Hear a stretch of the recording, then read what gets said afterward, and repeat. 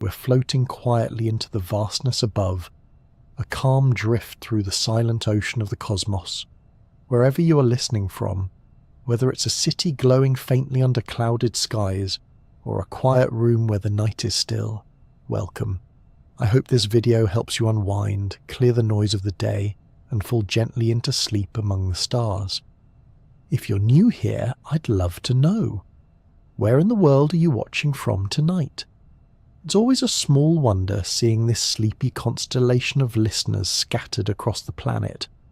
And if you find this journey relaxing, please do tap that like button and subscribe. It truly helps the channel keep growing quietly, one curious mind at a time. To everyone already subscribed, thank you for being part of this calm little corner of the internet. Don't forget to ring the notification bell so you won't miss the next slow wander through science. I hope the video isn't too interesting that it keeps you awake, but if it does, at least you'll drift off a little wiser than before. So as the night stretches out and the hum of the world fades, let's look upward. Out there, in the deep dark, light has been travelling for billions of years just to reach your eyes. Have you ever wondered what stories those photons might tell if they could speak? Space is vast beyond comprehension. The numbers we use to describe it almost lose their meaning. Yet, within that immensity lies a quiet elegance, a structure, a rhythm, and a pattern that connects everything from the smallest atom to the largest galaxy. In this calm exploration, we'll wander through 101 space facts, each a small truth, a tiny fragment of the universe's story. Together, they form a tapestry of time, energy, and wonder. We'll drift from the silence between stars to the slow birth of galaxies, from the hum of gravity shaping orbits to the faint cosmic afterglow left from the dawn of everything.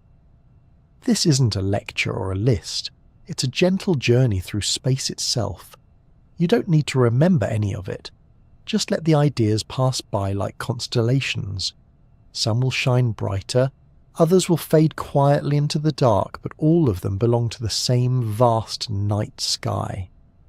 So, find a comfortable place and let curiosity do what gravity does best. Draw you in, because even in the stillness of space, something beautiful is always happening. The vast and quiet universe is unlike anything we can truly imagine. When you think of space, you might picture stars glittering like distant lanterns or planets slowly circling their suns. But the most defining feature of the cosmos is its silence. On Earth, sound is part of every moment. The wind in the trees, the hum of traffic, even the quiet rhythm of breathing. Sound, however, is nothing more than a vibration moving through matter, and in the emptiness between stars there is almost no matter at all. The vacuum of space has so few particles that the waves which carry sound on Earth simply cannot travel there. If you were to shout in open space without a radio, your voice would vanish instantly into nothingness. The only sounds that can exist are electromagnetic waves, light, radio, and X-rays that travel through the void, whispering stories of distant worlds to our instruments back home. It is in that silence that we find scale beyond comprehension. The part of the cosmos we can observe stretches roughly 93 billion light-years across. That number alone is almost too big for the human mind to grasp.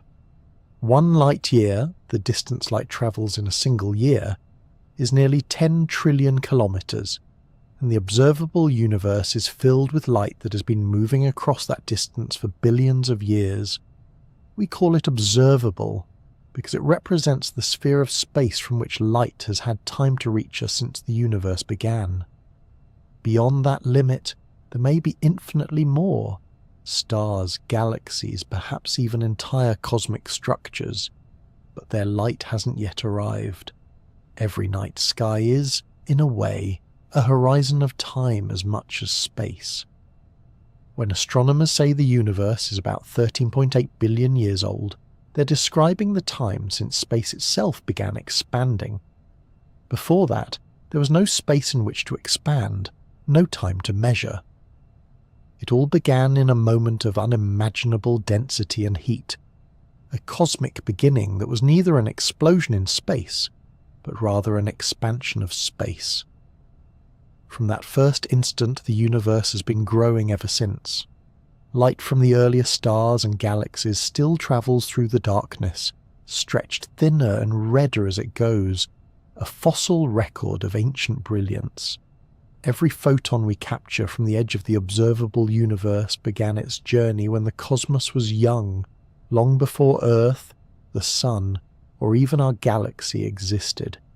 In that sense, when we study the stars, we're also studying the past, watching history unfold not in books, but in beams of light. As the universe expanded, it began to take shape in surprising ways. On the larger scales, matter doesn't spread evenly like a smooth fog. Instead, it forms an intricate pattern of filaments and voids, sometimes called the cosmic web. Galaxies are not scattered randomly through space. They gather along vast, invisible threads of dark matter, separated by immense gaps where almost nothing exists. Imagine the foam on the surface of an ocean wave. Delicate, interconnected lines with empty bubbles between them. The universe looks something like that on a scale of hundreds of millions of light years. These filaments stretch across the cosmos, linking galaxy clusters like strands of a web. In the spaces between them are voids so enormous that, for tens of millions of light years, there may be only a handful of galaxies adrift in the dark. And yet, even in the places we call filled, space remains overwhelmingly empty. The average density of the universe is so low that if you took all the matter, stars, planets, gas, dust, everything, and spread it evenly through space, you'd have only a few atoms per cubic meter. On Earth, even the best vacuum chambers can't come close to that kind of emptiness. Inside a galaxy, between stars, there are clouds of gas so diffuse that a cubic centimetre might hold a single atom. Between galaxies, the void becomes even thinner, one atom in every cubic metre, or sometimes less. It's hard to picture emptiness so complete, yet it's within that emptiness that all the beauty we see is suspended. Galaxies glowing faintly like lanterns hung across an infinite sea of nothing. What's remarkable is that this near-total void is what makes existence possible. Because space is mostly empty, light can travel freely, carrying information across unimaginable distances. Gravity can sculpt vast structures without interference. If the universe were crowded with matter, starlight would scatter and fade long before reaching us, and the grand structures of galaxies and clusters would never have formed. The silence, the vastness, and the emptiness all work together to create a cosmos that is both fragile and enduring. The stillness between the stars is not a void to be feared, but the stage upon which everything else can exist. The quiet of the universe also has a kind of poetry. Every particle, every photon, and every tiny spark of energy has been moving through that stillness since time began, untouched by air, water, or stone. When a star explodes, the shock wave expands into a vacuum so pure it barely stirs. When two galaxies collide, they pass through one another with almost no friction, their stars drifting silently past in slow gravitational dances. In a universe full of motion, sound plays no part, and so it is through light that we listen. Telescopes become our ears, wavelengths become the music of the cosmos. If space seems lonely, it's worth remembering that everything we know, every atom in your body, every sound you've ever heard, was once part of that same silence. The elements that form your bones and your breath were made in stars that burned out long before our planet existed. Their light still crosses the void, and their dust still drifts between galaxies. In this way, the universe is both vast and intimate. The same emptiness that separates stars also connects us to them. So when you look up at the night sky and see that darkness stretching endlessly outward, you're not looking into nothing. You're looking into the largest structure we can conceive, a silent, ancient and beautifully balanced expanse where time, light and gravity weave the pattern of existence itself. The vast and quiet universe is not empty after all. It is full of potential, memory, and the faint hum of everything that ever was and ever will be, carried silently through the dark. Light and distance are inseparable when you begin to explore the universe. Every glimmer you see above you is both a measure of how far away something is and how long its light has been travelling to reach you. When astronomers talk about vast distances, they rarely use kilometres or miles. Those units crumble under the sheer scale of the cosmos. Instead, they use the light year, the distance that light can travel in a single year, which is about 9.46 trillion kilometres. Imagine light as the fastest messenger in existence, racing through the vacuum at nearly 300,000 kilometres every second, never stopping, never slowing. Even at that staggering pace, it would take more than 4 years to reach the nearest star beyond the Sun, and tens of thousands of years to cross our galaxy. The light year isn't just a measurement of distance, it's a reminder that space and time are woven tightly together. Every point of light in the night sky is a little time capsule, a record of where that object was when its light began the long journey toward your eyes. That's why looking farther into space also means looking further back in time. When you gaze through a telescope at a distant galaxy, you're seeing it not as it is now, but as it was millions or even billions of years ago. The light that paints its image travelled across expanding space, unspooling its story photon by photon. This isn't an abstract concept, it's literal.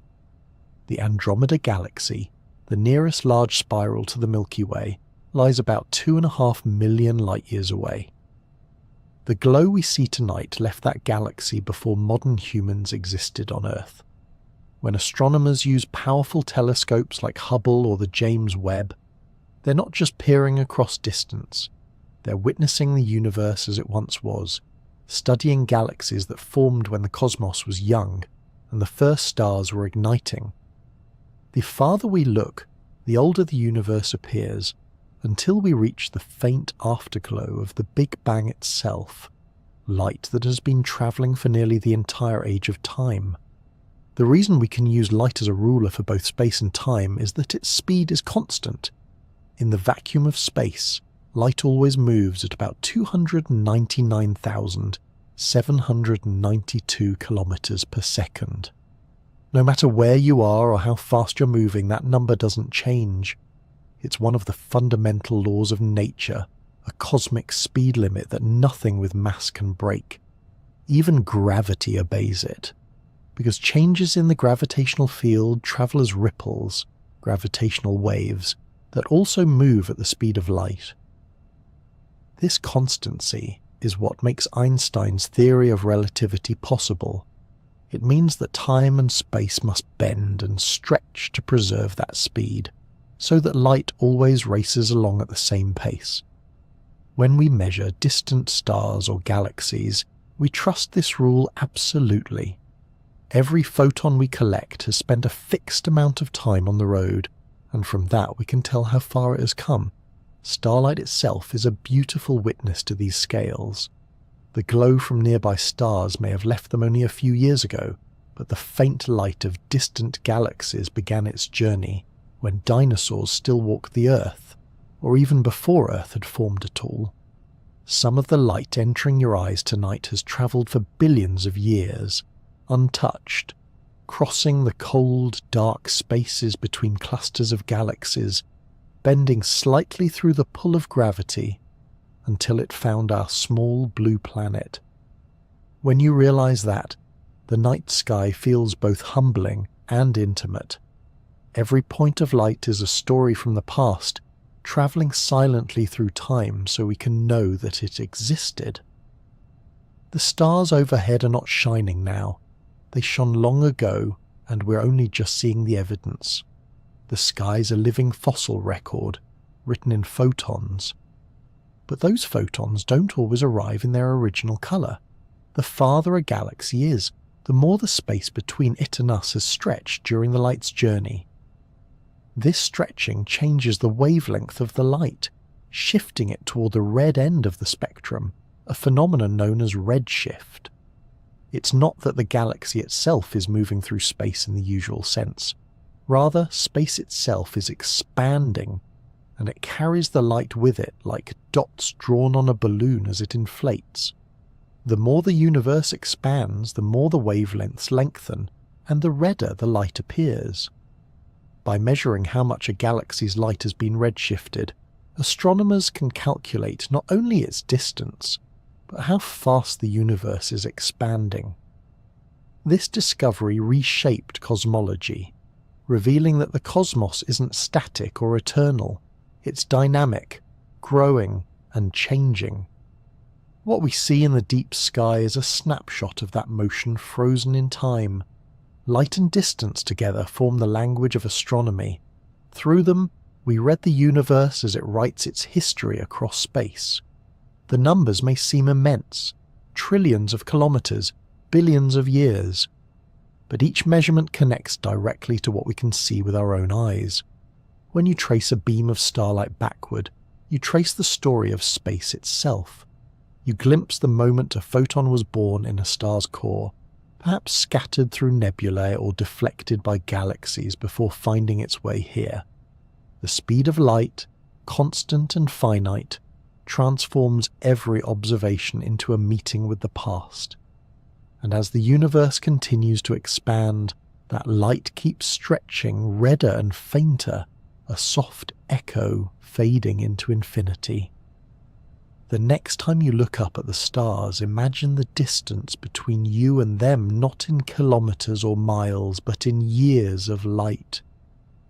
Think about the time that has passed since each beam began its journey, the civilizations that have risen and fallen, the stars that have lived and died in between. In that quiet glow, you are witnessing both the vastness of space and the persistence of light itself.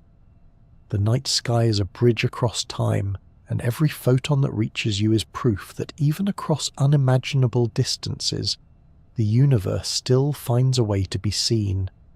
Galaxies, clusters, and superclusters make up the grand architecture of the universe, a cosmic cityscape where each galaxy is a glittering metropolis of stars.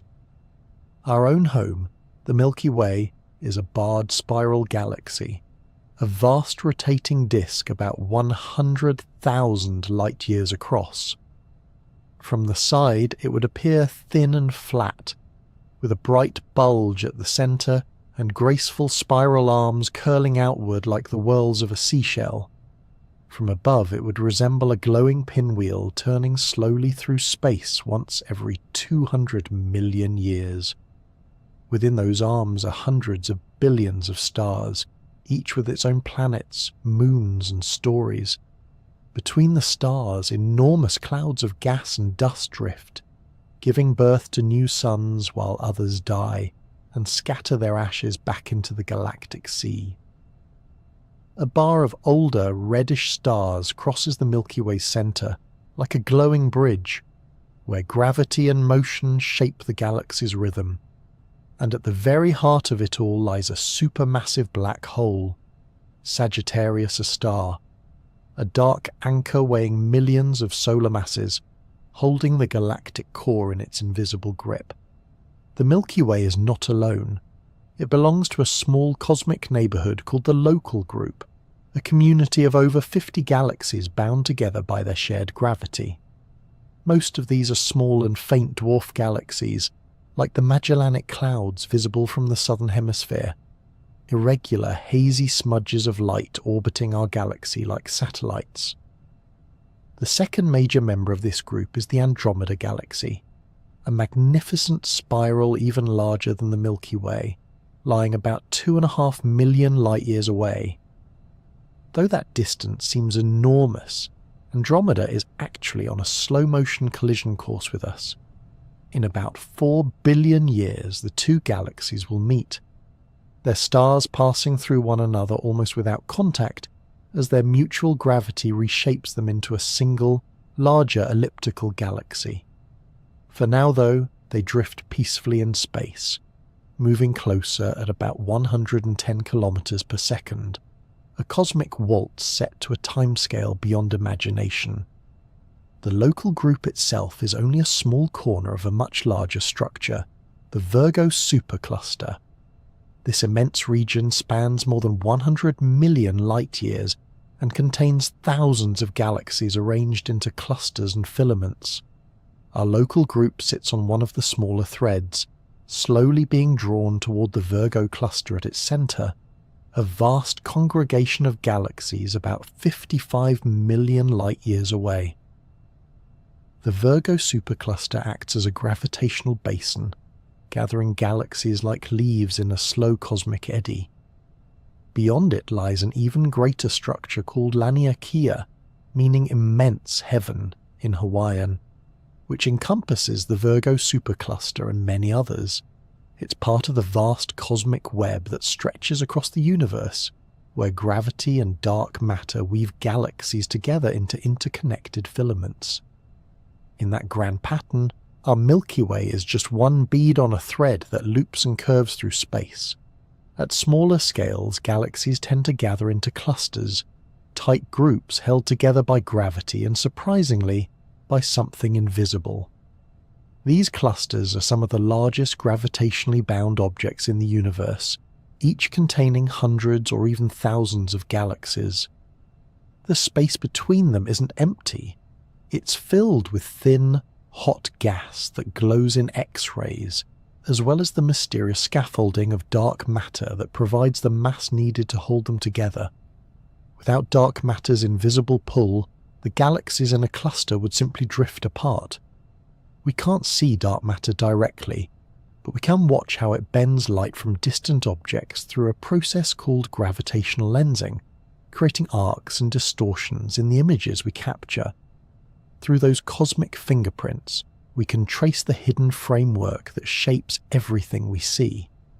Within these clusters and groups, galaxies live complex lives. They are not static, isolated islands. They move, interact, and sometimes collide. When two galaxies pass close to one another, their mutual gravity stretches and distorts them, pulling out long tails of stars and gas. Some of these interactions are gentle, like dancers brushing hands. Others are violent mergers that can completely change a galaxy's shape. Spiral galaxies can become elliptical after a major collision, their ordered disks collapsing into smoother, rounder forms. These encounters can also ignite bursts of star formation, as gas clouds are compressed and shocked into creating new stars. Over cosmic time, this cycle of meeting, merging, and reshaping has sculpted the galaxies we see today. Even the serene spirals that adorn astronomical images bear the marks of past encounters.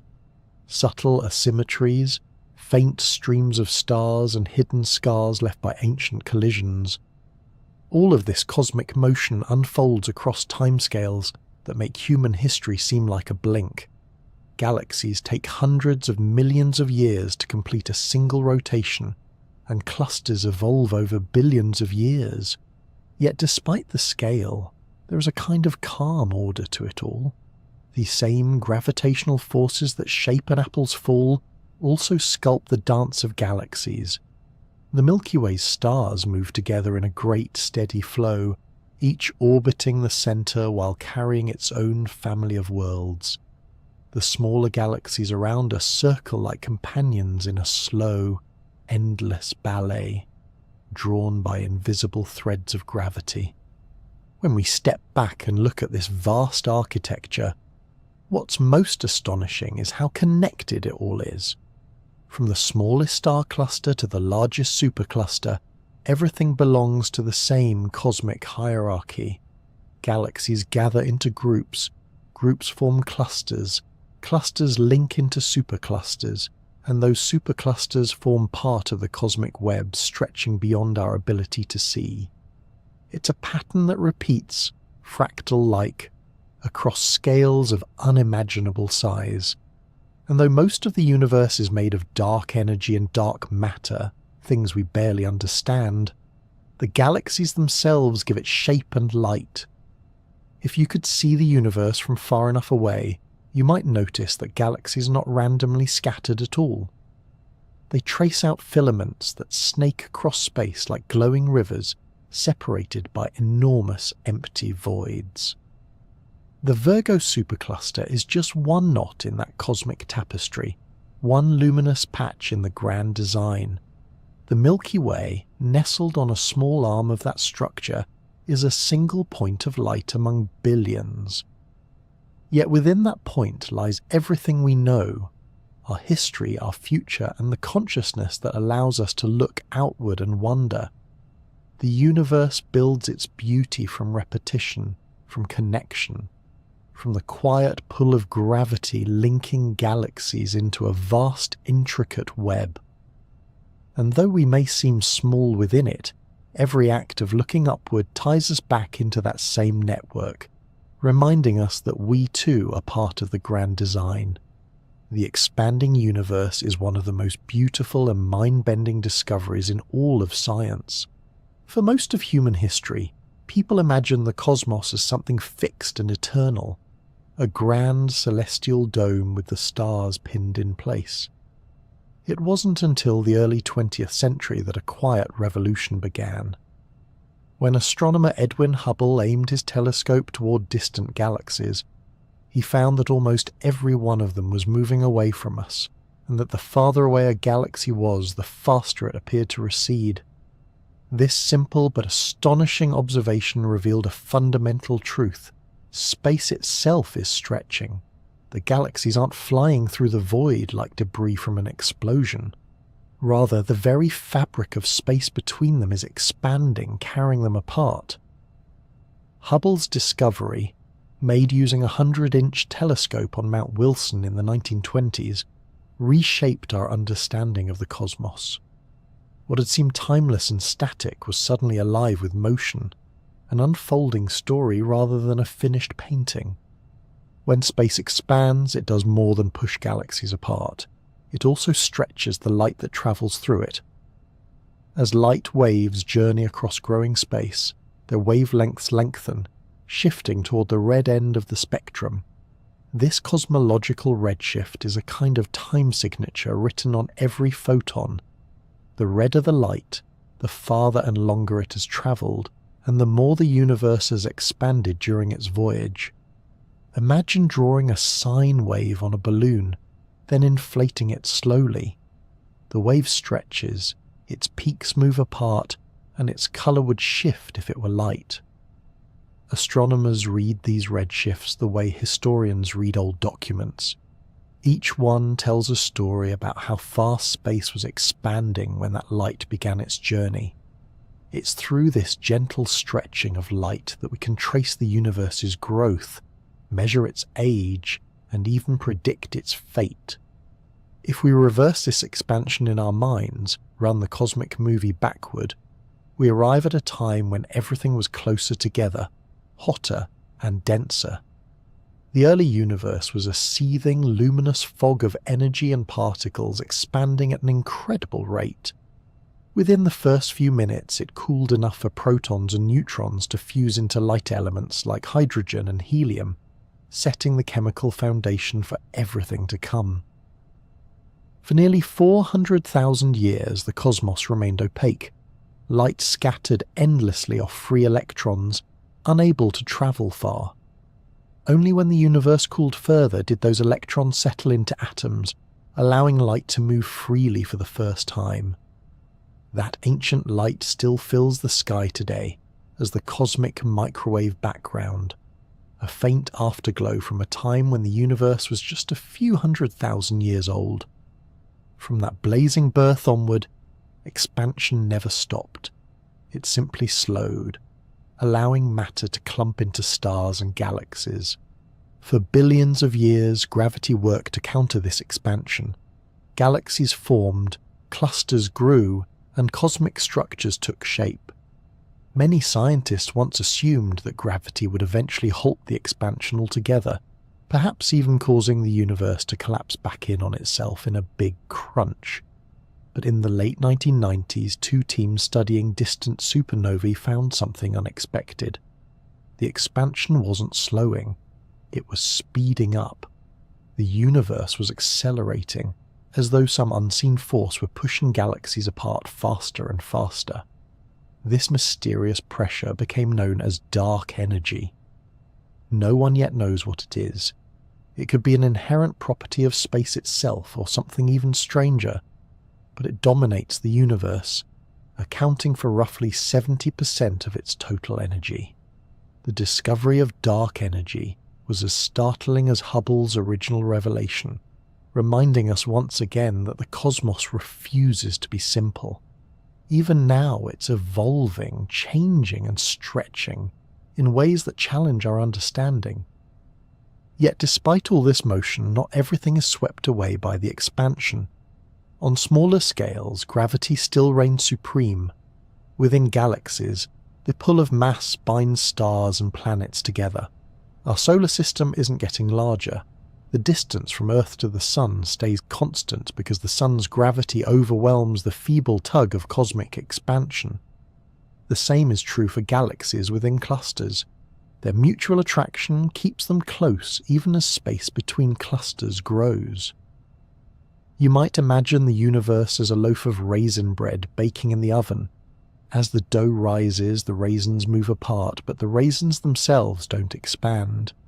Each galaxy or cluster is like a raisin, dense and cohesive, while the dough, the fabric of space, stretches between them. This delicate balance between gravity and expansion defines the shape of everything we see. The galaxies, the filaments of the cosmic web, and the vast voids between them all reflect the interplay of these two cosmic forces. Over time, gravity builds structure, while expansion smooths it out, stretching the distances between islands of matter. The result is a universe that looks both stable and restless, a grand pattern frozen in motion. Every photon of light carries a record of that dance, stretched by expansion, bent by gravity, and preserved across billions of years. When you step back to take it all in, the idea of an expanding universe is more than a scientific fact. It's a story about impermanence and growth on the grandest possible scale. The galaxies drifting apart are not signs of isolation, but of evolution. The space between them is not emptiness, but potential, expanding to make room for whatever comes next. Somewhere out there, new galaxies are forming, their light just beginning a journey that will take billions of years to reach us.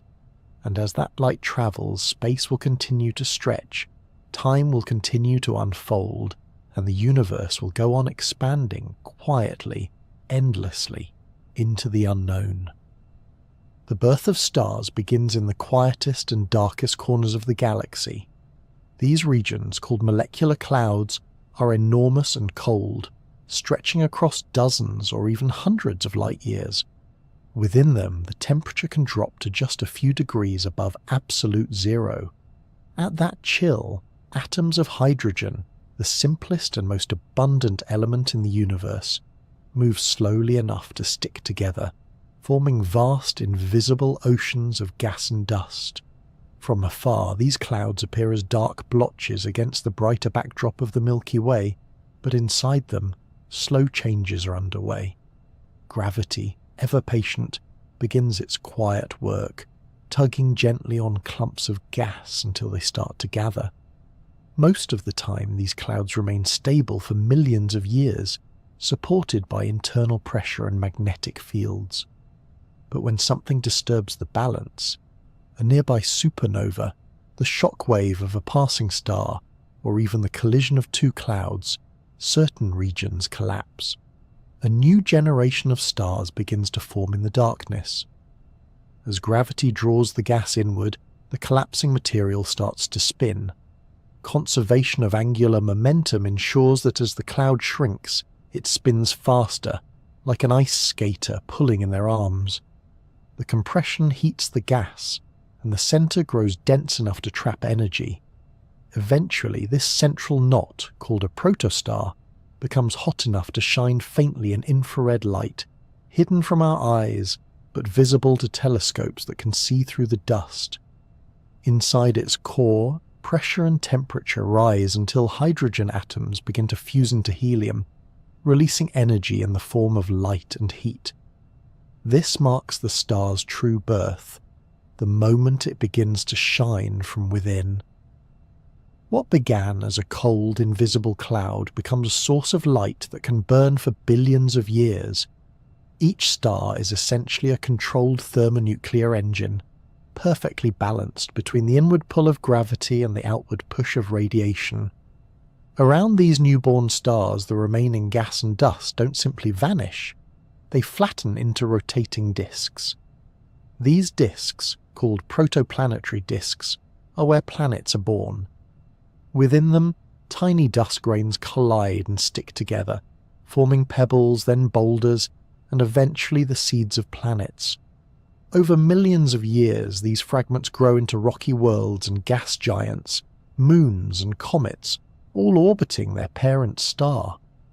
Our own solar system was once such a disk, swirling around a young sun about 4.5 billion years ago. Evidence of this ancient process still lingers in the asteroids and icy comets that roam its edges, leftovers from that early cosmic construction site. The story of star formation, then, is also the story of planetary birth. Every time a star is born, there's a chance that somewhere in the dust and gas around it, a world like ours might take shape. If you could look into a stellar nursery, the kind found in regions like the Orion Nebula, you'd see a breathtaking sight. These regions glow in soft shades of pink, blue, and violet, lit by the ultraviolet radiation of young stars. The gas, once dark and cold, becomes illuminated, sculpted into towering columns and swirling shapes by stellar winds. Astronomers call these places stellar nurseries, for good reason. They're cosmic cradles, full of stars in every stage of infancy. Some are still cocooned in dense gas. Others have already cleared away their surroundings, shining freely into space.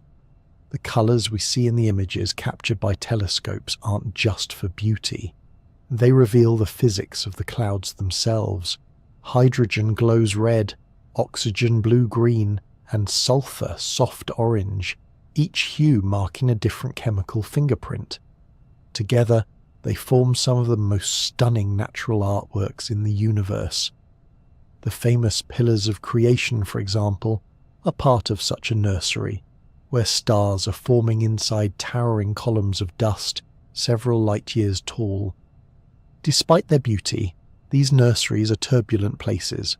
As new stars ignite, they send powerful streams of particles, stellar winds, rushing outward at hundreds of kilometers per second.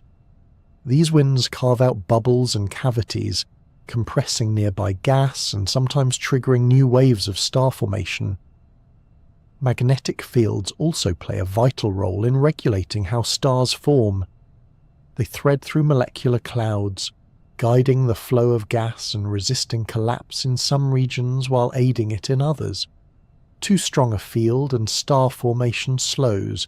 Too weak and clouds collapse too quickly, forming clusters of short-lived stars. The balance between gravity, turbulence and magnetism determines how efficiently a cloud can turn its gas into stars. In some galaxies, this process happens rapidly, giving rise to dazzling starburst regions, where thousands of stars form in just a few million years. In others, it proceeds gently, one star at a time. Star formation is a constant act of renewal in the universe. While individual stars live for billions of years, the galaxies that contain them would fade without new ones being born. Each generation of stars enriches the cosmos, fusing simple hydrogen and helium into heavier elements, carbon, oxygen, iron, that are later dispersed by stellar winds or supernova explosions.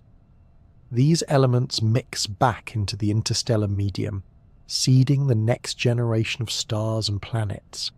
In this way, the universe recycles itself endlessly.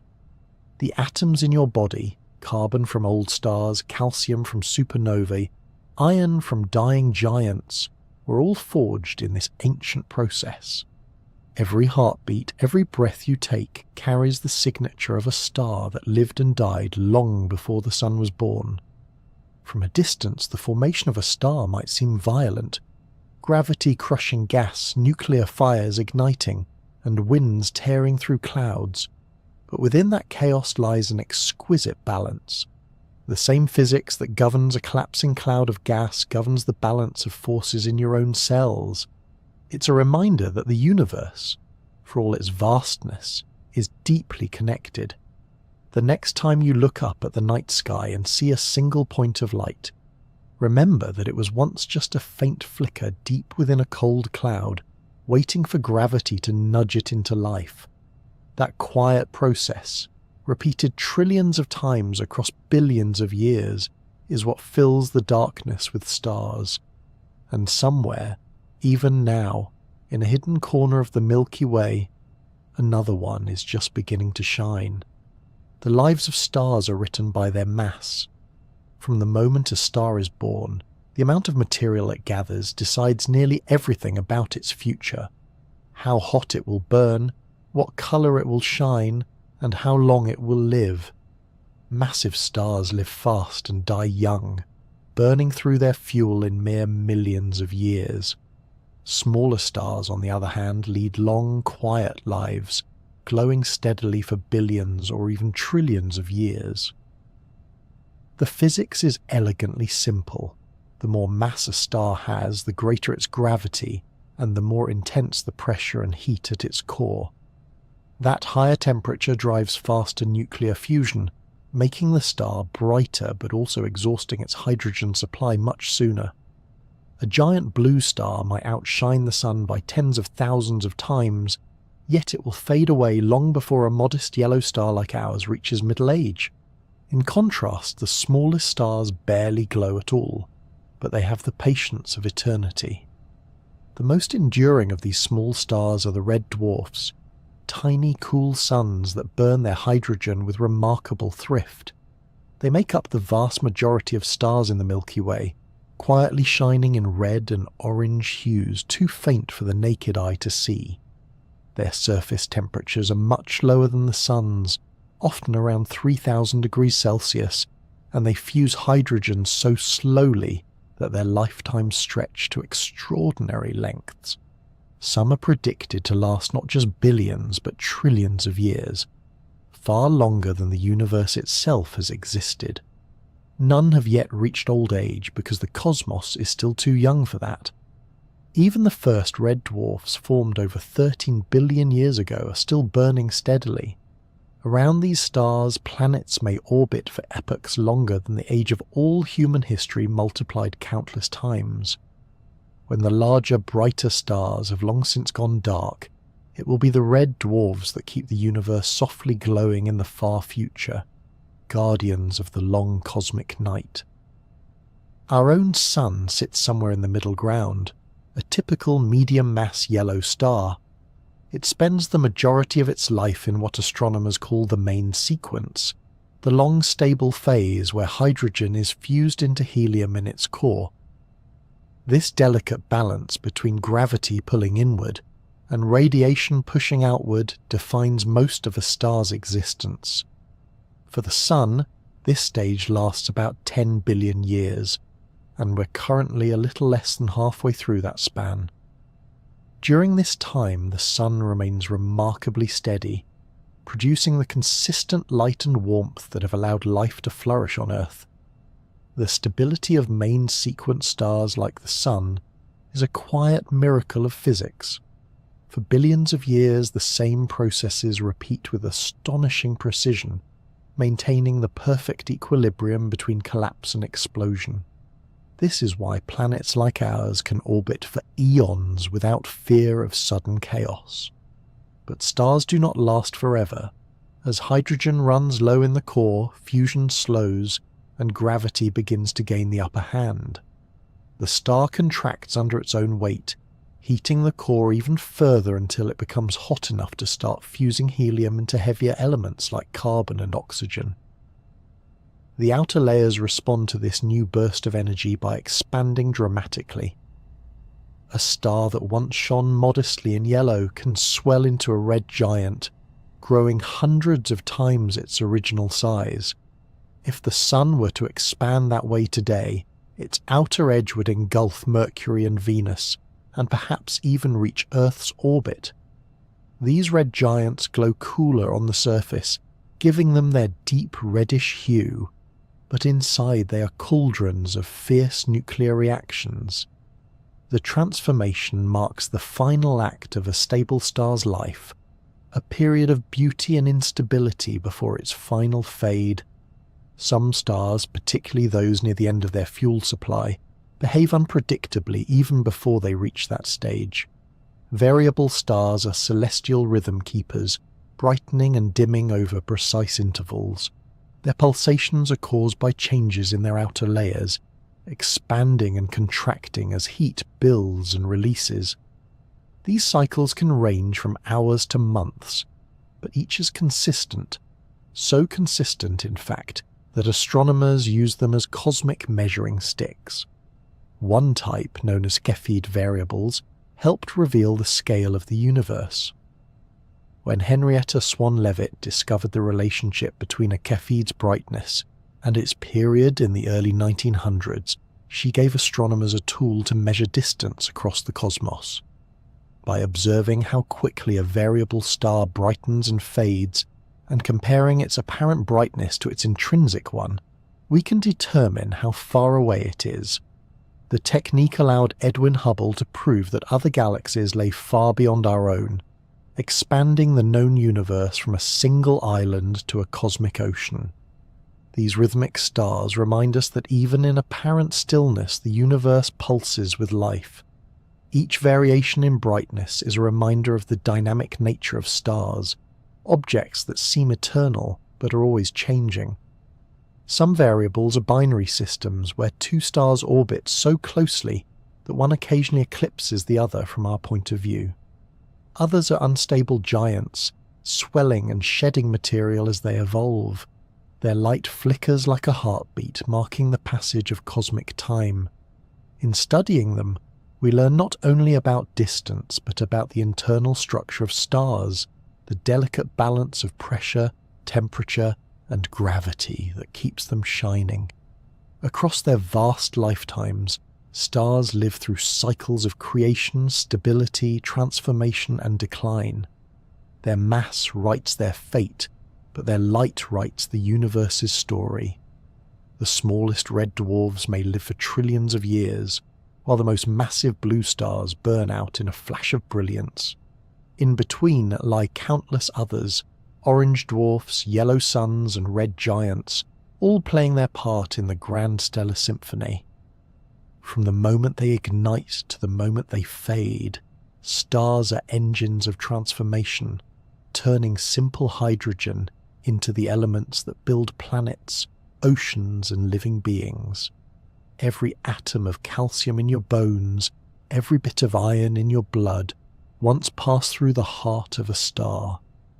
The lives of stars are the lives of everything else, and in their light, the story of the universe continues to unfold. The story of a star's life always ends in transformation, not destruction. When a star has exhausted the last of its nuclear fuel, the delicate balance between pressure and gravity begins to collapse, and what follows depends entirely on its mass. Small and medium-sized stars, the quiet, steady ones like our Sun, end their lives with remarkable grace. When their core fuel runs out, the outer layers swell into a red giant, glowing softly against the blackness of space. The surface grows cooler while the interior becomes unstable, and the star begins to shed its outer layers into space. Over thousands of years those layers drift outward, forming a glowing shell of gas known as a planetary nebula. The name is misleading. It has nothing to do with planets, but when early astronomers saw these delicate rings and bubbles through their telescopes, their round shapes reminded them of distant worlds. In truth, they are the fading size of dying stars, beautifully illuminated by the light of what remains inside. At the centre of each nebula lies the star's bare core, a small, dazzling ember called a white dwarf. Though only about the size of Earth, it contains a mass comparable to the Sun. This means that a teaspoon of white dwarf matter would weigh several tons. It no longer burns fuel or undergoes fusion. It simply glows with the leftover heat of its past life, gradually cooling over billions of years. The atoms inside are packed so tightly that electrons form a kind of pressure known as electron degeneracy, which holds the core up against further collapse. Over unimaginable timescales, white dwarfs will eventually fade into black dwarfs. Cold, dark remnants adrift in space. None yet exist because the universe is still too young for any white dwarf to have fully cooled. For now, they continue to shine faintly, a reminder of the stars they once were. For the more massive stars, however, the ending is far more dramatic. These giants burn through their fuel rapidly, creating heavier and heavier elements in their cores: carbon, oxygen, silicon, and finally iron. Iron marks the end of the road because it cannot release energy through fusion. When a star's core fills with iron, fusion stops and gravity wins. In less than a second, the core collapses inward, compressing to densities so high that protons and electrons combine into neutrons. The outer layers, suddenly without support, crash down and rebound in a titanic explosion, a supernova. For a few weeks, the light from that explosion can outshine an entire galaxy. It's one of the most powerful events in the universe, a brief and magnificent end to a long stellar life. In that explosive moment, the star gives back everything it ever created, and more. Supernovae are the universe's great forges, the places where the heaviest elements are made. Gold, platinum, uranium, and even the calcium in your teeth. All of it was born in the heart of a dying star. The shockwave from the explosion blasts these newly created elements into space, mixing them into the interstellar medium, where they'll one day become part of new stars and planets. This cosmic recycling ensures that every generation of stars enriches the next, slowly turning the universe from a simple place of hydrogen and helium into one filled with complex chemistry and the ingredients for life. When you wear a gold ring, you're wearing a piece of a star that ended in a supernova billions of years ago. The fate of what's left behind depends again on mass. If the collapsed core is between 1.5 and about 3 times the mass of the Sun, it becomes a neutron star, a sphere barely 20 kilometers across but so dense that a single teaspoon of it would weigh billions of tons. Neutron stars spin rapidly, sometimes hundreds of times per second, and emit powerful beams of radiation. When one of these beams happens to sweep past Earth, we see a regular pulse of light, a pulsar. They are cosmic lighthouses, marking the graves of massive stars while helping astronomers test the laws of physics under conditions that can't be reproduced anywhere else. In some cases, 2 neutron stars orbit each other, spiraling closer over millions of years until they finally collide, releasing a burst of energy so intense it ripples through space-time itself as gravitational waves. These collisions also forge some of the rarest elements in the universe, continuing the cycle of creation even in destruction. If the core is even more massive, not even neutron pressure can halt the collapse. The matter falls inward without limit, compressing into a point of infinite density, a black hole. Around it, space and time warp so extremely that not even light can escape its grasp. The boundary of this invisible trap is called the event horizon. and beyond it, the star's past life becomes forever hidden from view. Black holes are not cosmic vacuums. They don't roam the galaxy, swallowing everything in sight. Most of the time they sit quietly, their immense gravity only affecting nearby gas or stars that wander too close. But when material does fall into them, it heats up and emits powerful radiation as it spirals inward, producing some of the brightest sources of energy in the universe. Though the processes differ from gentle fading to cataclysmic explosion, the endings of stars are moments of profound renewal. Every stellar death reshapes its surroundings, sowing the seeds for future generations of stars and planets. The elements scattered by supernovae drift for millions of years before gathering again into new clouds, new suns, and new worlds. The atoms that make up your body, your breath, and the air you exhale were all once part of such a cycle, forged in a star that lived and died long before our solar system formed. In that sense, the death of a star is never truly an ending. It's a passage, one that links the quiet beginnings of hydrogen clouds to the complex chemistry of life. In the end, the universe is built on these acts of transformation. Some stars fade gently, others die in fire, but all contribute to the continuing story of creation. The next time you see the soft glow of a nebula or a distant point of starlight, you're looking at both the past and the future, the ashes of ancient suns and the raw material for those yet to come. Every night sky is a reminder that endings in the cosmos are never final. They are simply the beginning of something new. Our sun is an ordinary star with an extraordinary role. Classified as a G-type main sequence star, it has spent about 4.6 billion years quietly converting the simplest element in the universe into light and warmth. G-type speaks to its surface temperature and colour, soft yellow-white rather than the brilliant blue of massive short-lived stars or the deep red of cooler dwarfs. Main sequence means it is in the long, stable middle chapter of stellar life, where gravity pulling inward and radiation pushing outward are perfectly balanced.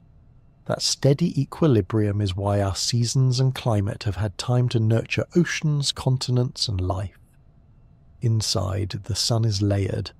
A hot, dense core where fusion happens, a radiative zone where energy zigzags outward as photons are repeatedly absorbed and re-emitted, and a convective zone where great cells of hot plasma rise and cool gas sinks, like a slow-motion, star-sized pot of simmering soup. The visible surface, the photosphere, is only a few hundred kilometers thick, paper-thin compared with the sun's size, yet it is our window into the restless physics beneath. Every second, the sun performs an astonishing act of alchemy, fusing about 600 million tons of hydrogen into helium. A tiny fraction of that mass, roughly 4 million tons each second, vanishes into pure energy, according to the relationship E equals mc squared. That might sound like a loss, but it is precisely this conversion that powers sunlight. Photons born in the core as high-energy gamma rays take a meandering journey outward, bouncing, scattering and changing identity countless times. A single photon can take tens of thousands of years to reach the surface, and only 8 minutes more to cross space and arrive at Earth.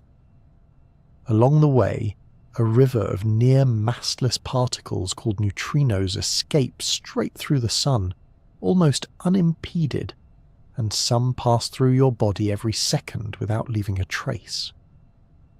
By the time sunlight spreads across our planet, it has been softened into the familiar spectrum that blue skies and green leaves know how to use. The warmth on your skin on a bright day is energy released in the sun's core long before the first humans looked up to wonder how it all works. The solar surface is not uniformly bright. It is mottled and alive, marked by transient features that reveal the power of magnetism in hot plasma. Sunspots are among the most striking.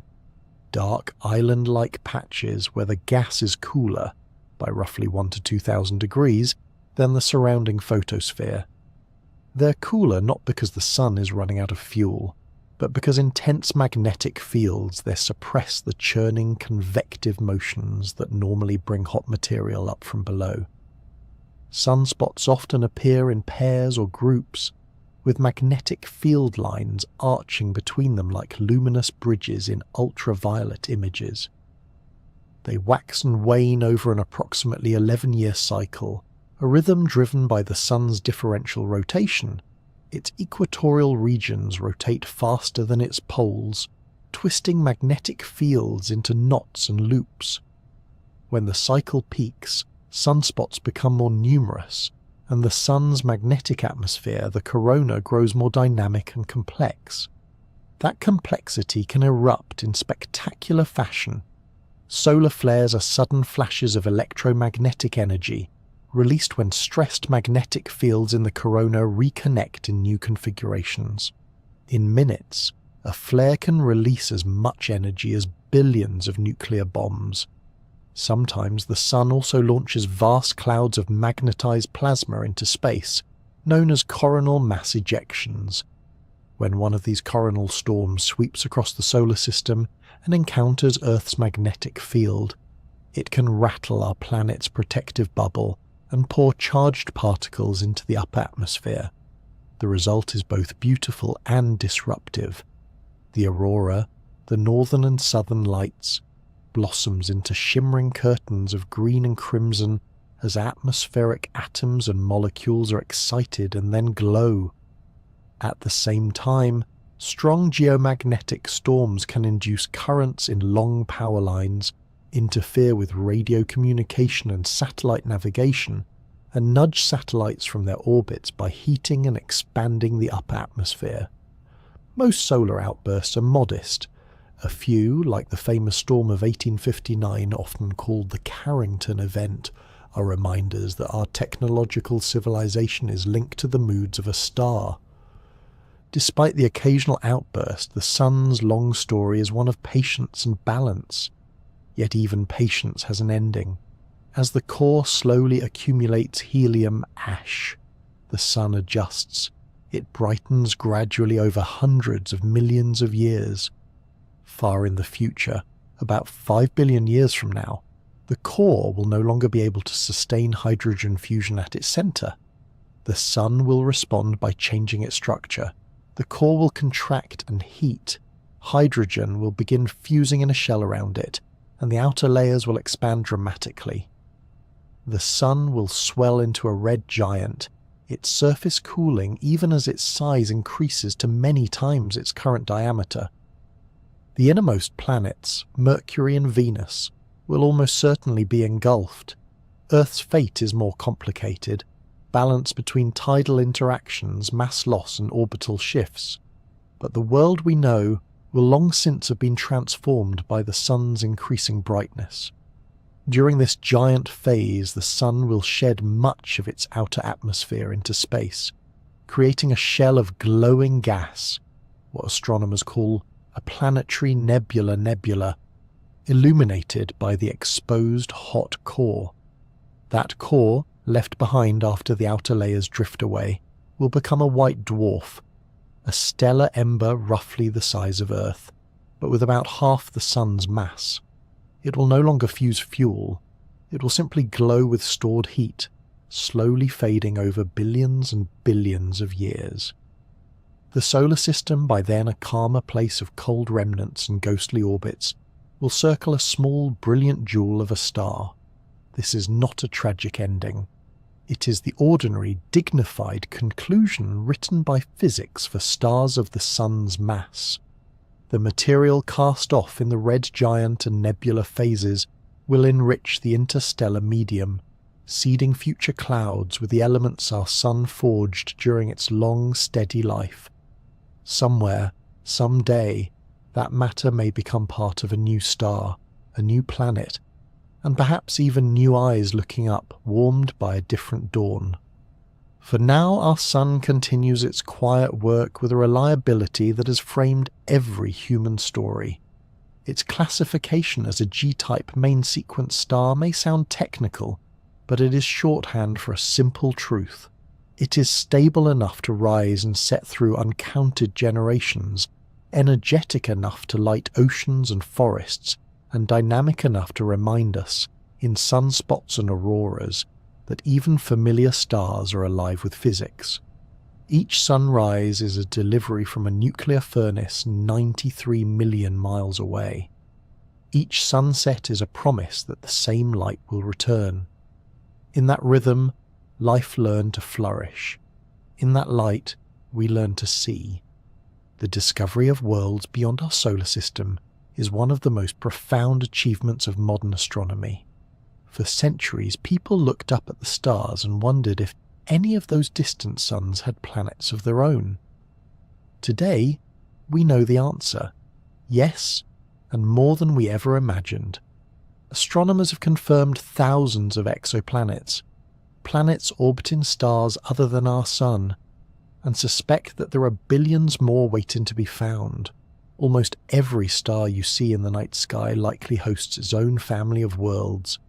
Some of these planets are gas giants larger than Jupiter, some are rocky like Earth, and others defy all our expectations. The diversity of these worlds has changed how we see our place in the universe. The solar system, once thought unique, is just one arrangement in a cosmic gallery of endless variety. Finding planets around distant stars, however, is not as simple as pointing a telescope and taking a picture. Stars outshine their planets by enormous factors, millions or even billions of times brighter, so the trick lies in detecting the planet's subtle influence on its host star. One of the most successful techniques is called the transit method. When a planet passes directly in front of its star from our perspective, it blocks a tiny fraction of the starlight, causing a brief, regular dimming. By measuring this dip, astronomers can infer the planet's size, orbit, and sometimes even hints of its atmosphere. The change in brightness is often less than 1%, comparable to a gnat flying across a car headlight as seen from miles away, yet modern instruments can detect it with exquisite precision. NASA's Kepler Space Telescope revolutionized this method, observing over 150,000 stars continuously and discovering more than 2,000 confirmed exoplanets. Each small flicker of light in Kepler's data was a clue to another world, silently orbiting far beyond our reach. Among the first worlds discovered were some of the strangest, the so-called hot Jupiters. These are gas giants roughly the size of Jupiter, but orbiting extremely close to their stars, so close that their years last only a few days. Their proximity means their atmospheres are scorched to thousands of degrees, and many are tidally locked, with one hemisphere in perpetual daylight and the other in endless night. For a long time, astronomers hadn't expected such planets to exist. They defied conventional models of planet formation, which suggested that giant planets should only form in the cold outer regions of a star system. The existence of hot Jupiters forced scientists to rethink those ideas. Perhaps these giants formed farther out and then migrated inward, disturbed by gravitational interactions. Their discovery revealed how dynamic and unpredictable planetary systems can be. Some of these worlds are so inflated by heat that they're puffier than Jupiter despite having less mass, while others are dense and compact, with metallic hydrogen swirling under crushing pressures. Each one reminds us that the universe is far more creative than our early theories could capture. Beyond the gas giants, astronomers have found a class of planets that seem common yet have no direct equivalent in our own solar system, the so-called super-Earths. These are worlds between Earth and Neptune in size, ranging from about 1.5 to 10 times Earth's mass. Some may be rocky, with mountains, oceans and atmospheres. Others might be mini-Neptunes with thick envelopes of hydrogen and helium. Their diversity makes them some of the most intriguing targets for future study. Many orbit within the temperate zones of their stars, where temperatures could allow liquid water to exist on the surface. In some systems, like the famous TRAPPIST one, several Earth-sized planets huddle close to a dim red star, all potentially within the right temperature range for life as we know it. These discoveries hint that planets similar to our own may be far from rare. In fact, they may be the most common type of planet in the galaxy. The phrase super-Earth captures both their scale and their promise, a bridge between the familiar and the unknown. When astronomers speak of habitability, they often refer to the habitable zone, the region around a star where conditions might allow liquid water to exist on a planet's surface.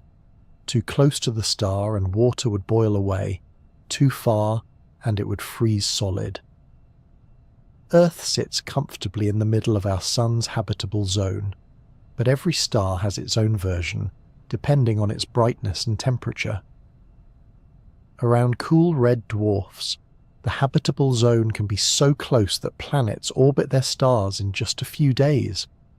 Around massive, bright stars, it may lie far out, hundreds of millions of kilometers away. Yet habitability is not just about distance. A planet's atmosphere, rotation and composition all play a role. Venus, for example, sits near the inner edge of our own habitable zone, but is a sweltering greenhouse world. Mars lies near the outer edge and is cold and barren. The habitable zone is there for a starting point, a map of possibilities rather than a guarantee of life. Still, it gives astronomers a guide for where to look, and missions like the James Webb Space Telescope are beginning to probe the atmospheres of these distant worlds, searching for the chemical fingerprints of water, oxygen, and other gases that might hint at biology. The study of exoplanets is still young, yet it has already transformed astronomy into something profoundly personal. For the first time, we can place Earth in a statistical context, one among countless worlds. We found planets orbiting binary stars, rogue planets drifting alone through interstellar space, and even planets that circle the corpses of dead stars. Each new discovery stretches our imagination a little further, challenging what we think we know about planetary systems and about life itself. Perhaps somewhere, orbiting a small red star in a quiet corner of the galaxy, there is a planet with oceans and clouds, with mountains that cast long shadows at sunset, and with skies lit by a different kind of sun. When we look up at the stars tonight, we now know that many of those distant lights are not solitary at all. Each one may be accompanied by a retinue of worlds, some barren, some stormy, and some perhaps surprisingly familiar. The universe is not made only of stars, it is made of countless places, each with its own story. The age of discovery is far from over. In fact, in the grand scale of time, it has only just begun. The planets of our solar system form a family of worlds that orbit the Sun together, yet each could hardly be more different from the next. Closest to the Sun is tiny Mercury, the smallest planet and one of the most extreme. Because it has almost no atmosphere to trap heat, the temperature on its surface swings wildly, from over 400 degrees Celsius in sunlight to nearly minus 180 at night. A day on Mercury lasts nearly twice as long as its year, as the planet spins slowly while racing quickly around the Sun. Its landscape is scarred by ancient craters, vast cliffs, and ridges left behind when the planet's crust shrank as it cooled. Standing on Mercury, you would see the Sun rise and set twice during a single day, climbing huge and bright over a horizon of rock baked glowing. Despite its proximity to the Sun, Mercury is not the hottest planet. That title belongs to its neighbour, Venus. Venus, the planet named for the goddess of beauty, is a study in deception. Its soft yellow-white clouds look peaceful from space, but they hide an atmosphere that is more than 90 times denser than Earth's and made mostly of carbon dioxide. The thick clouds trap heat with ruthless efficiency, creating a runaway greenhouse effect that drives surface temperatures to nearly 500 degrees Celsius, hot enough to melt lead. Sulfuric acid rains from the upper atmosphere, though it evaporates long before it reaches the ground. Winds there are slow and suffocating, but high above, in the upper clouds, hurricane-speed gales circle the planet in just a few days. Oddly, Venus spins backward compared with most planets, meaning the sun rises in the west and sets in the east. It is almost Earth's twin in size and mass, but not in temperament, a world that might have been habitable long ago, now locked in a state of eternal furnace-like calm. Between these two extremes lies our own home, Earth, a planet that seems to strike every balance just right. Its distance from the sun allows liquid water to exist across much of its surface, and water is the key to nearly everything we call life. Our atmosphere is thick enough to hold warmth, but thin enough to let sunlight through. Oxygen and nitrogen dominate the air, and a gentle layer of greenhouse gases keeps the planet from freezing. Earth's magnetic field shields us from the solar wind, deflecting charged particles that would otherwise strip away the atmosphere as they have done on other worlds. This magnetic field is powered by the movement of molten iron in the planet's core, a self-sustaining dynamo humming quietly beneath our feet. From orbit, Earth glows in blue and white, alive with clouds and oceans, a rarity as far as we can tell. It is a reminder that while the laws of physics are universal, the outcomes they create can be beautifully singular. Farther out, the red deserts of Mars circle the sun at a more leisurely pace. The planet is smaller than Earth, but its landscapes are grand in scale. Valleys that dwarf the Grand Canyon, mountains taller than Mount Everest 3 times over, and vast plains of rust-coloured dust that shift with seasonal winds. Mars has polar ice caps made of water and frozen carbon dioxide that expand and shrink as the planet tilts through its year. Ancient riverbeds and delta-like formations show that liquid water once flowed across its surface, carving channels and perhaps even forming shallow seas. Today, most of that water is locked underground or frozen at the poles, but robotic explorers have found traces of hydrated minerals and signs that groundwater once bubbled up and evaporated.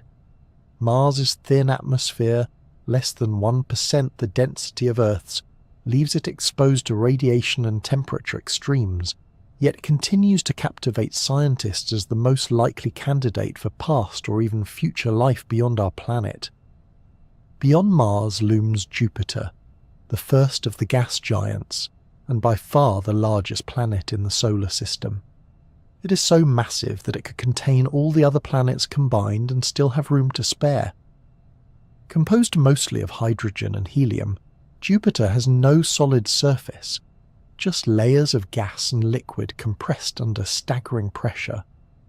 Its cloud tops form colourful belts and swirling storms, the most famous being the Great Red Spot, a vast hurricane larger than Earth that has raged for centuries. Jupiter's immense gravity shapes much of the solar system, pulling comets and asteroids into new orbits, sometimes protecting Earth from impacts, and sometimes sending smaller bodies hurtling inward. It has at least 95 moons, including 4 large ones discovered by Galileo in 1610, Io, Europa, Ganymede, and Callisto. Each of these is a world in its own right, volcanic, icy, or oceanic, and some may even harbour the ingredients for life. Jupiter is the guardian and the giant, a planetary king whose influence reaches far beyond its own orbit. If Jupiter is the monarch of the planets, Saturn is the artist, adorned with a set of rings so delicate and bright that they are visible even through small telescopes. Composed mostly of water ice mixed with dust and rock, The rings stretch hundreds of thousands of kilometers across but are often less than a kilometer thick. They are divided into bands and gaps sculpted by Saturn's many moons, whose gravitational pull acts as a kind of cosmic choreography, keeping the rings sharp and patterned. The planet itself is a gas giant like Jupiter, with a rich atmosphere of hydrogen, helium, and traces of methane and ammonia that form soft bands and swirling storms. Saturn's largest moon, Titan, has a thick orange atmosphere and rivers and lakes made of liquid methane, a world eerily similar to early Earth in chemistry, though far colder. The beauty of Saturn's rings hides their impermanence. Over millions of years they will gradually fade as particles drift into the planet or out into space. Uranus, farther still, is a planet that redefines what it means to spin. Its axis is tilted by about 98 degrees, meaning it essentially rolls around the Sun on its side. For nearly half of its long 84-year orbit, one pole faces the Sun continuously, while the other remains in darkness. This strange tilt may be the result of a colossal collision early in its history. Uranus is classified as an ice giant, with a composition rich in water, ammonia, and methane ices beneath a deep atmosphere. That methane gives the planet its pale blue-green colour, serene and ghostly in the dark. Its winds and weather are subtle but complex, with faint cloud bands and occasional bright storms revealed by modern telescopes. Around it circle a set of thin, dark rings, and at least 27 moons, each moving in this tilted world like satellites in a skewed orbit. Neptune, the outermost of the major planets, is a deep, vivid blue and home to some of the fastest winds in the solar system, reaching speeds of over 2,000 kilometers per hour. It is another ice giant, similar to Uranus in size but more active, with swirling white clouds and a persistent dark storm called the Great Dark Spot, reminiscent of Jupiter's ancient tempest. Neptune's energy comes partly from internal heat. It radiates more energy than it receives from the Sun, driving the powerful weather that sculpts its atmosphere. Its moon Triton orbits backward relative to Neptune's rotation, suggesting it was once a captured object from the Kuiper belt. Beyond Neptune lies a frontier of icy worlds and debris, the remnants of the solar system's formation, slowly orbiting in the cold and the dark. Together these outer planets show the solar system's grand diversity. Gas and ice giants have complex layered atmospheres with storms, bands, and jet streams that span entire hemispheres. Many host elaborate families of moons, some volcanic, some icy, some with hidden oceans beneath their frozen crusts. Their ring systems are dynamic and ever-changing, shaped by small shepherd moons that keep the edges sharp and sculpted through their gravitational influence. Rings are not static ornaments, they are ecosystems of motion, with particles colliding, merging and breaking apart in a dance that has lasted for millions of years. The gas and ice giants remind us that not all worlds have solid ground to stand on, yet each still holds mysteries, beauty and lessons about how planets and systems like ours come to be. From scorched Mercury to stormy Neptune, the solar system is a microcosm of the universe's creativity, a sequence of experiments in physics and chemistry that produced mountains of rock, oceans of gas and rings of ice.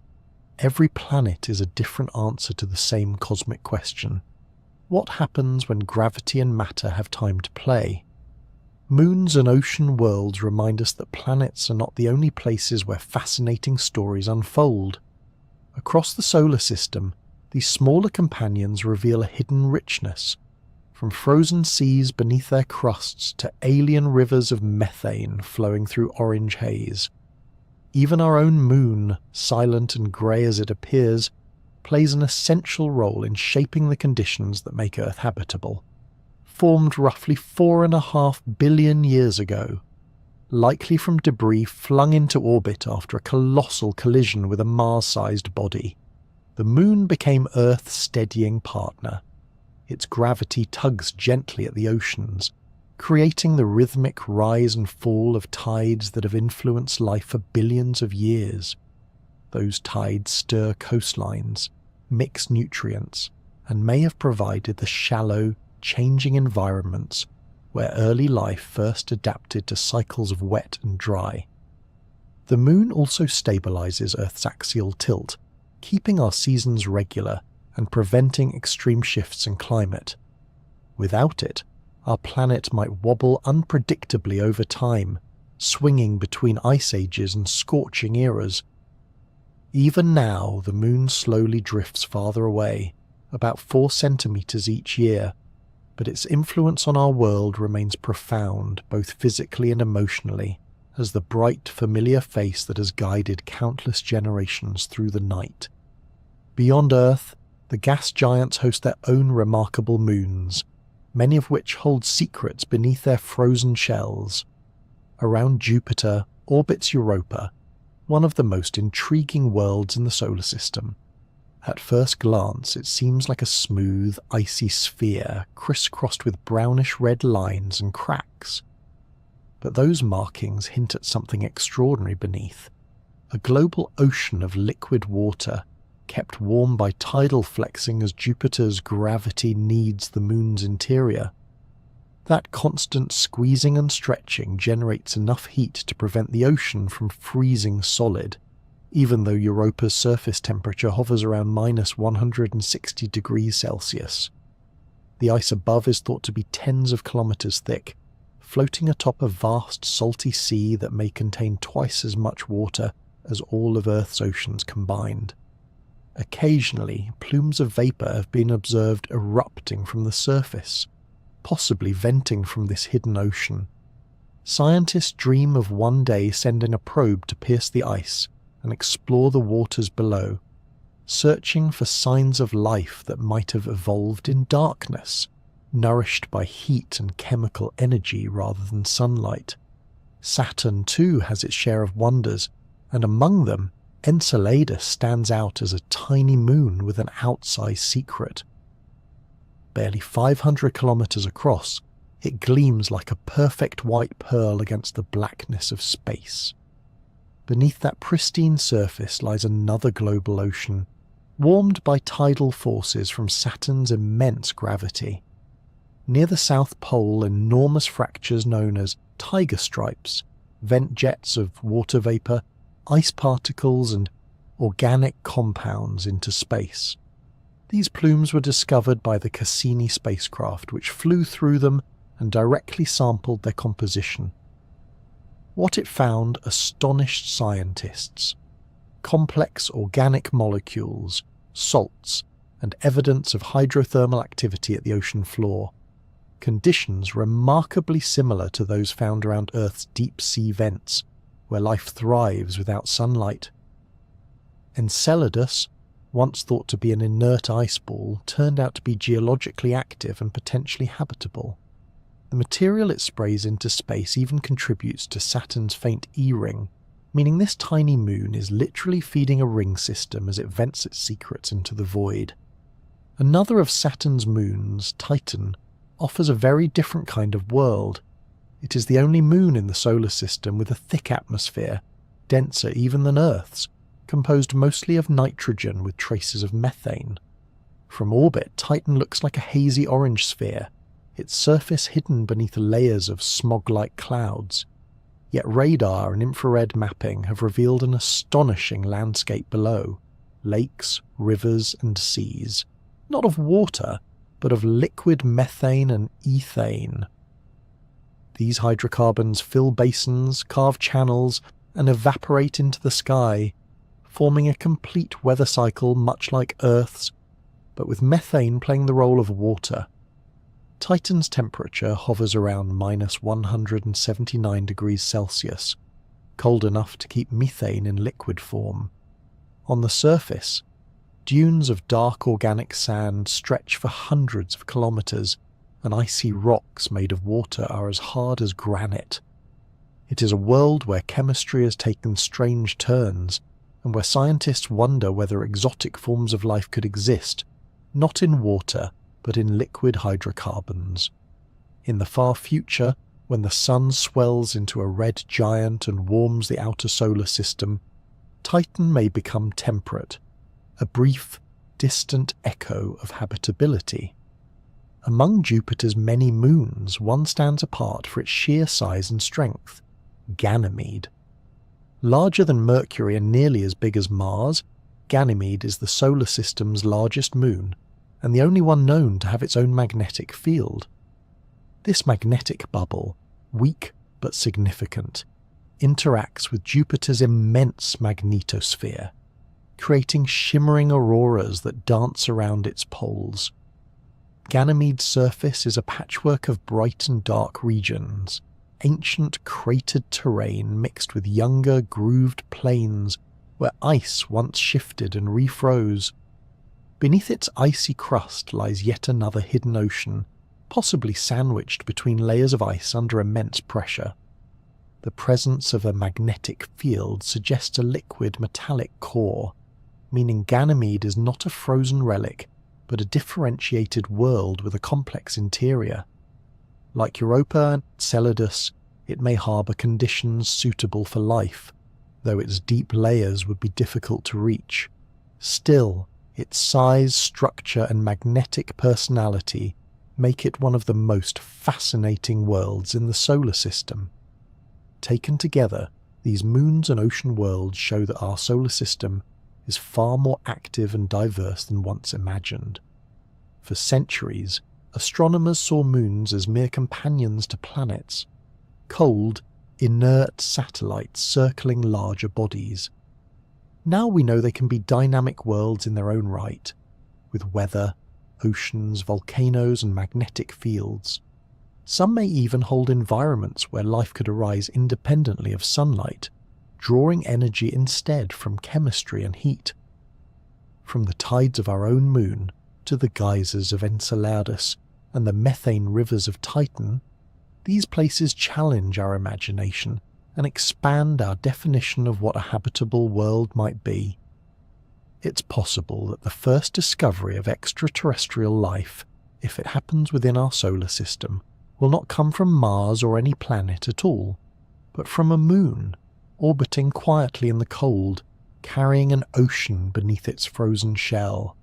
Asteroids, comets and meteors are the small wanderers of the solar system, ancient fragments and icy messengers that carry within them the memory of creation.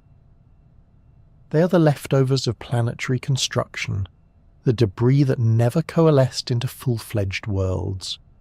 Between Mars and Jupiter lies the asteroid belt, a vast region where countless rocky bodies orbit the Sun like a cosmic junkyard frozen in time. Most are no larger than mountains, but together they tell the story of a planet that never formed. Jupiter's immense gravity prevented these pieces from merging, constantly stirring and scattering them over billions of years. The belt stretches millions of kilometers wide, yet is surprisingly sparse. If you were to fly through it, you would almost never see another asteroid close by. Still, a few stand out. Ceres, a dwarf planet nearly 1,000 kilometers across, Vesta, with its colossal impact crater, and Pallas, tilted oddly on its side. These worlds are survivors from an era when collisions and chaos shaped everything. Some asteroids are metallic, the exposed cores of shattered protoplanets. Others are carbon-rich and dark, like lumps of cosmic coal. Together, they preserve the conditions and chemistry of the solar system's infancy, long before the Earth solidified. Comets are even older and more mysterious. They come from the cold outskirts of the solar system, where ices of water, methane and ammonia remain frozen for eons.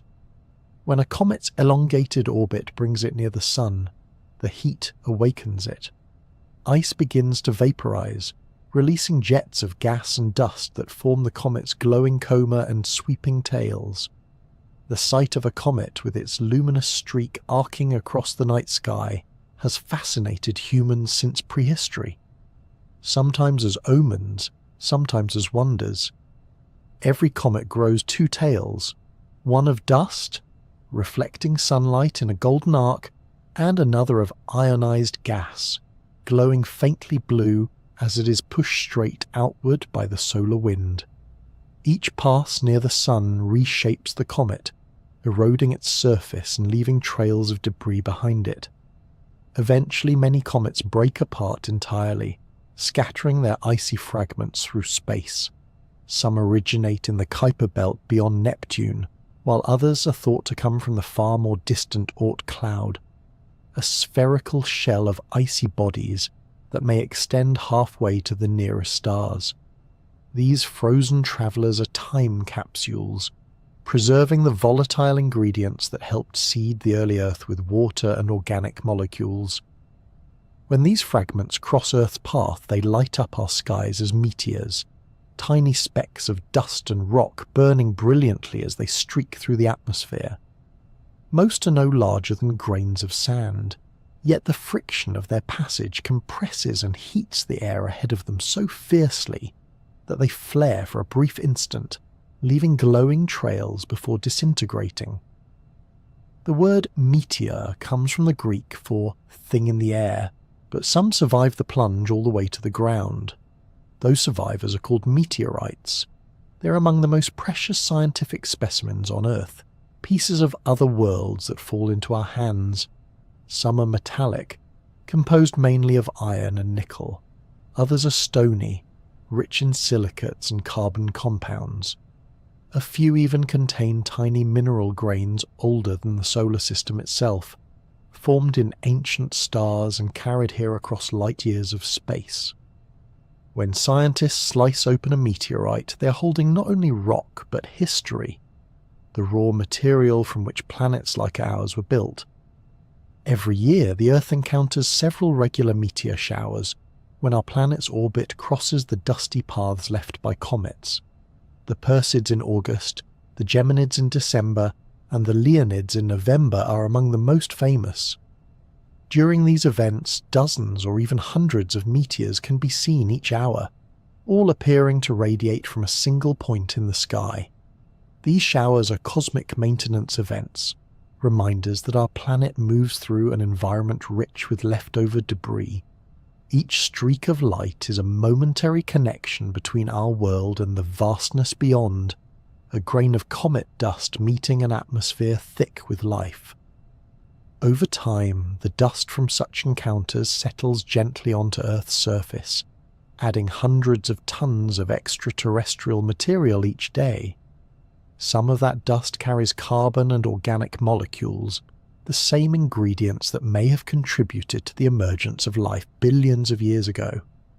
Asteroids, in their quiet orbits, also have a more dramatic side. Occasionally, their paths are nudged by gravitational resonances with Jupiter, or by collisions with one another, sending one on a trajectory that crosses Earth's orbit. Most of these near-Earth asteroids pass harmlessly by, but a few have struck our planet in the deep past, reshaping its history. The impact that ended the age of the dinosaurs 66 million years ago was caused by an asteroid roughly 10 kilometers wide, striking with the energy of billions of atomic bombs. Such events are rare, but they serve as reminders that even small celestial bodies can have enormous consequences. For this reason, scientists track the orbits of thousands of near-Earth objects, mapping their paths centuries into the future. The same observations, however, also teach us how these bodies evolve and how we might one day harness their resources. Some asteroids contain vast amounts of iron, nickel, and even precious metals like platinum, making them potential mines for future explorers. Others may serve as stepping stones for travel deeper into the solar system. What makes these rocky and icy remnants so captivating is not just their danger or beauty, but their age. Many asteroids and comets are essentially unchanged since the solar system's earliest days, over 4.5 billion years ago. Their minerals and isotopes carry the chemical fingerprints of the nebula, that gave birth to the Sun and planets. In studying them, scientists glimpse a time when our world was still a disk of dust and gas swirling around a newborn star. Spacecraft like Japan's Hayabusa and NASA's OSIR-ISR-EX have even brought back samples directly from asteroids, allowing us to touch matter that predates the Earth itself. Each flake of dust, each icy shard is a messenger from that ancient time, a reminder that the story of our planet began long before there was an Earth to tell it. In the grand sweep of the solar system, asteroids, comets, and meteors are its storytellers. They drift silently through space, preserving memories of the moment when everything began. Some burn brightly for a heartbeat and vanish. Others wander for billions of years, unchanged. They are the seeds and the scars of creation, connecting our brief lives to the deep, slow processes that built the planets. The next time you see a meteor streak across the sky, think of it not as a fleeting light, but as a visitor from the dawn of time, a tiny traveller carrying with it the ancient dust of stars. Gravity and orbits weave the choreography of the cosmos, the invisible rhythm that keeps planets, moons, and stars in their eternal dance. Every object in space is falling, and yet almost none of them ever hit the ground. That paradox lies at the heart of orbital motion. When something moves fast enough sideways while falling, it continually misses the surface it's falling toward. That's what an orbit is, a continuous state of free fall curved by gravity. The Moon, for example, is always falling toward Earth, but its sideways speed ensures that as it falls, Earth's surface curves away beneath it. The result is a graceful, endless loop, neither collision nor escape, but perpetual motion. The same principle holds for planets around the Sun, satellites around planets, and even galaxies circling one another.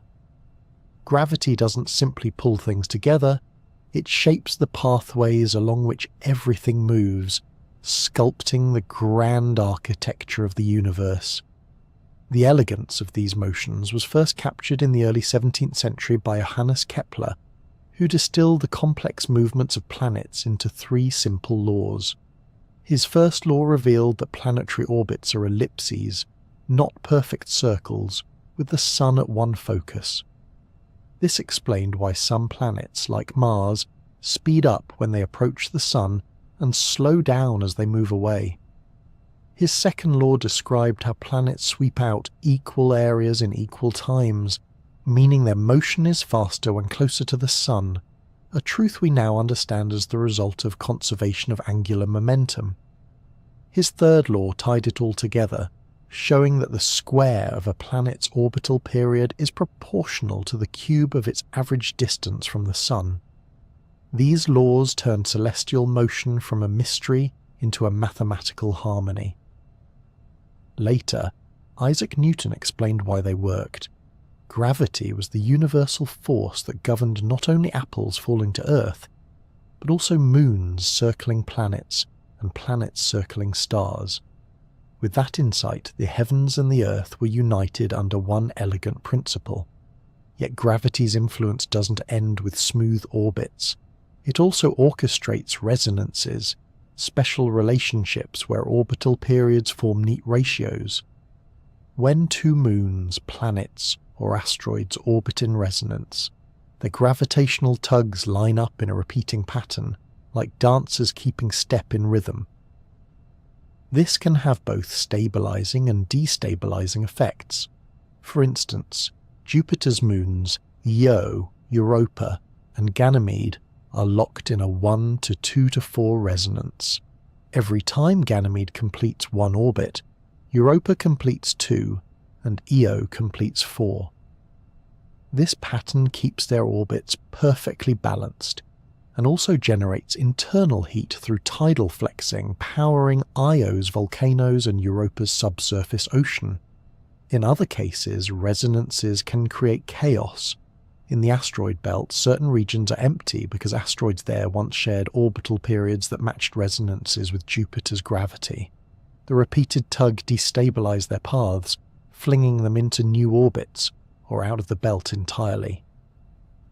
These Kirkwood gaps are scars of resonance, places where harmony gave way to disruption. It's a reminder that even in the ordered clockwork of the cosmos, rhythm can both build and destroy. Within that gravitational clockwork, there exist points of delicate balance known as Lagrange points. These are spots in space where the gravitational pull of two large bodies, like Earth and the Sun, perfectly balances the orbital motion of a smaller object. At these points, a spacecraft can effectively hover, maintaining its position with minimal fuel. There are 5 such points in every two-body system, labelled L1 through L5. L1 sits between Earth and the Sun, an ideal vantage point for solar observatories like the SOHO spacecraft, which keeps constant watch on our star. L2 lies just beyond Earth's orbit, shielded from direct sunlight, perfect for telescopes like the James Webb Space Telescope, which needs both darkness and stability to peer into the distant universe. The L4 and L5 points form equilateral triangles with Earth and the Sun, and these regions often collect swarms of asteroids called Trojans, caught in a stable gravitational dance. These balancing spots are cosmic rest stops, places where gravity and motion hold one another in near-perfect equilibrium. Gravity's reach extends even to the tiniest motions and the most intimate effects. When one object exerts a stronger pull on one side of another than the other side, tidal forces arise.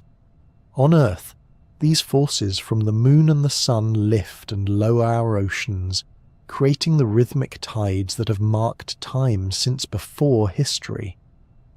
But tides don't only move water, they also sculpt moons and planets. When gravity stretches a moon's interior, it generates frictional heat. This process, called tidal heating, can keep distant worlds warm long after their formation. Jupiter's moon Io is the most dramatic example. Its orbit, maintained in resonance with Europa and Ganymede, causes constant tidal flexing that melts its interior, driving hundreds of active volcanoes. Europa itself, though encased in ice, is warmed enough to sustain a liquid ocean beneath its surface. Even Saturn's small moon, Enceladus, owes its plumes of water vapour to the same invisible mechanism. Tidal forces are nature's slow, relentless sculptors, capable of turning solid rock into fluid motion and dormant worlds into living laboratories of geology and potential biology. Understanding orbits and gravity means seeing motion as the natural state of the universe. Everything falls, everything moves, everything responds to the curvature of space and time.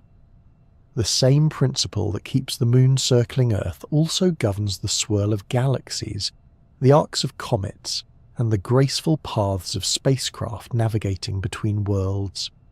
To watch a satellite glide across the night sky is to witness gravity and motion in perfect partnership, an invisible conversation between mass and energy that stretches from your backyard to the edges of the cosmos. And while orbits may seem precise and mechanical, they are also deeply poetic, eternal loops of falling and missing, of attraction and escape. Gravity doesn't simply hold the universe together, it gives it rhythm, shaping the patterns by which worlds and stars perform their endless silent dance through time. Relativity and time reveal one of the most beautiful truths in all of physics, that space and time are not separate things, but part of the same flowing fabric. It's a difficult idea to picture, because we live our lives inside it, feeling neither the stretch nor the bend.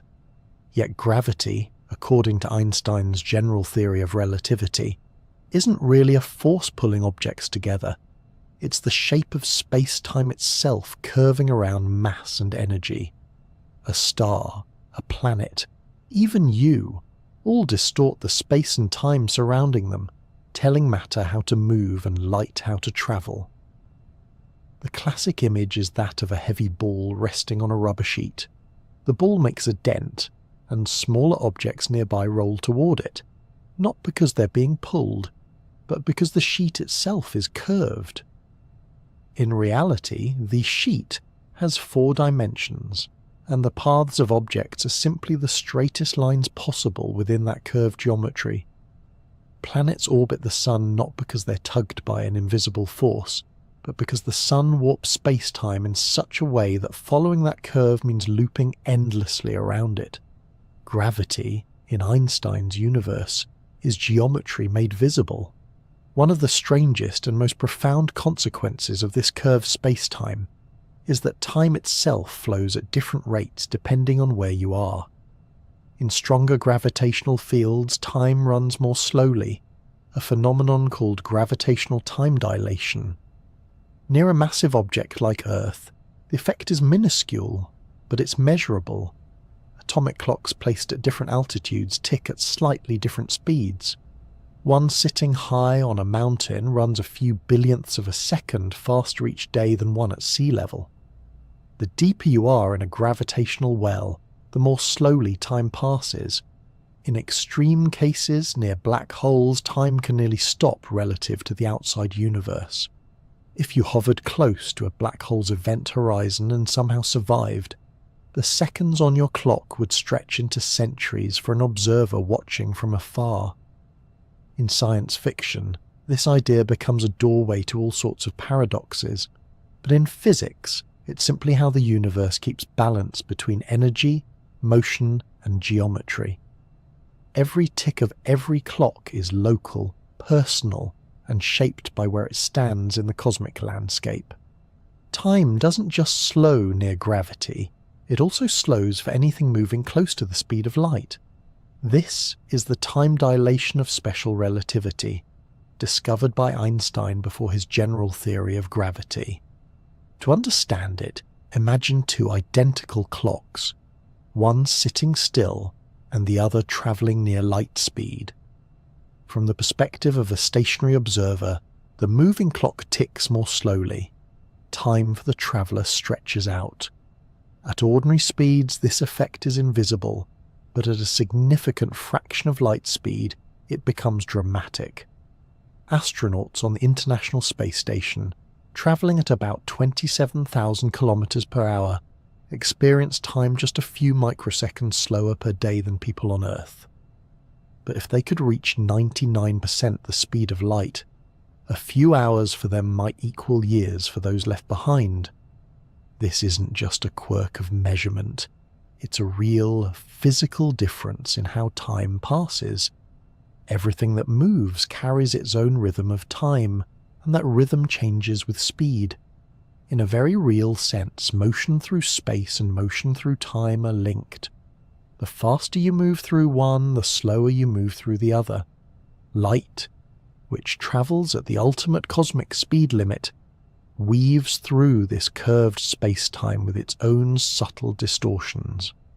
When it passes near a massive object, its path bends, not because the light has weight, but because space-time itself is curved along that route.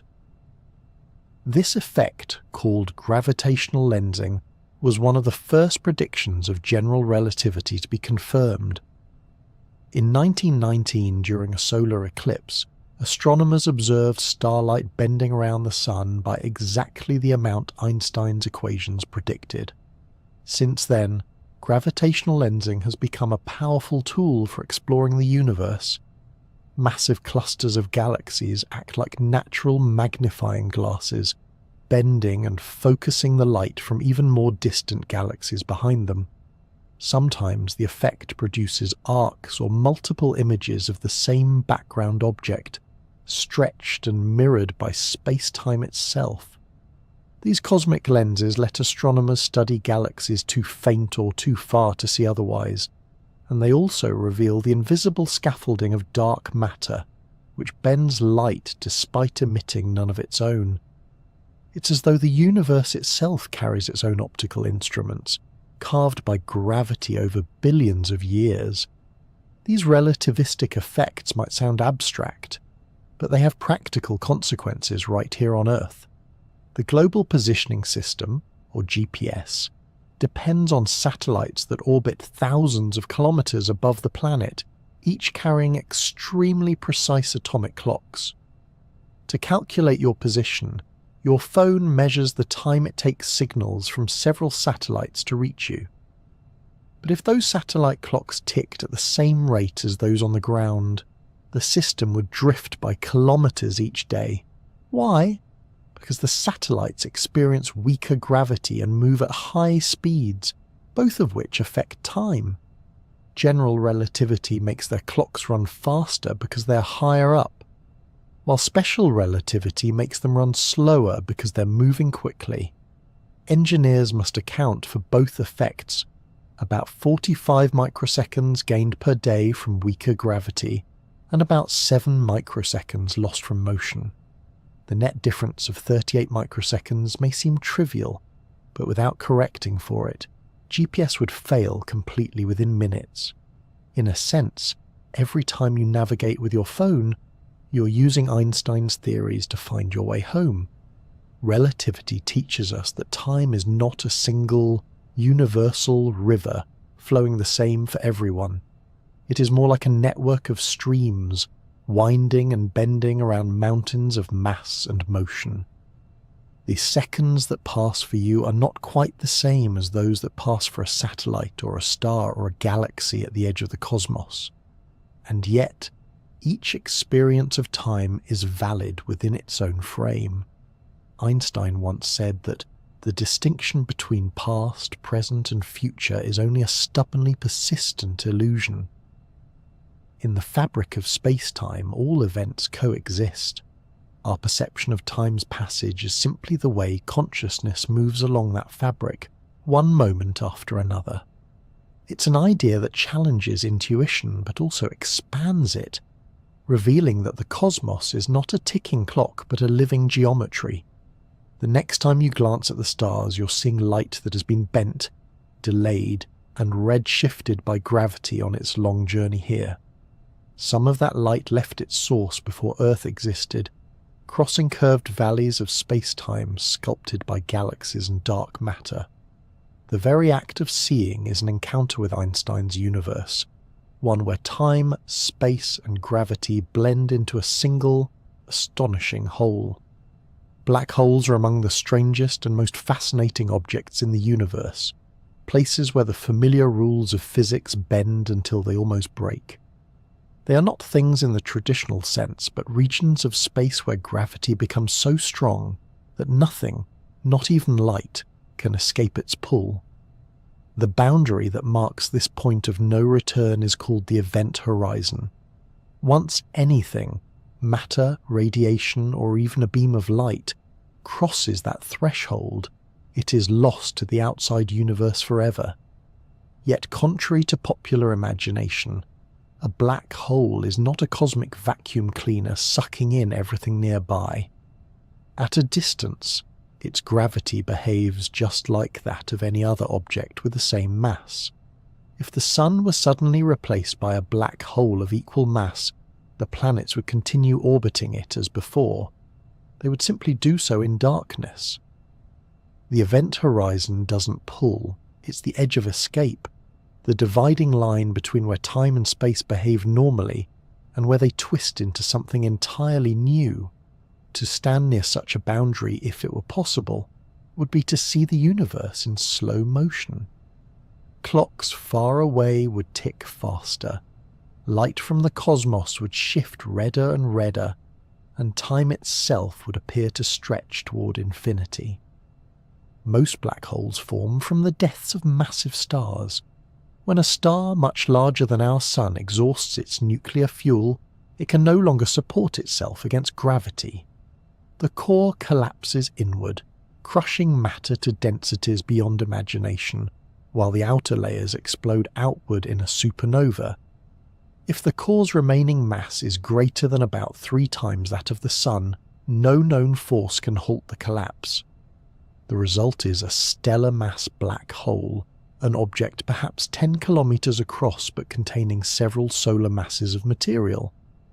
To visualize that density, imagine packing the entire Earth into a sphere the size of a marble. Around the black hole, matter from the exploded star or from a companion can spiral inward, heating and glowing as it goes. These stellar remnants are invisible directly, but their presence can be detected by their effects, by the way they tug on nearby stars, or by the X-rays produced when gas falls toward them and heats to millions of degrees. Dozens of such systems have been observed in our galaxy alone, each one a quiet reminder that even death can create something profoundly powerful. Beyond these relatively small black holes lie the true giants of the cosmos, supermassive black holes. Found at the centers of nearly every large galaxy, they contain millions to billions of times the mass of the Sun, compressed into regions no larger than our solar system.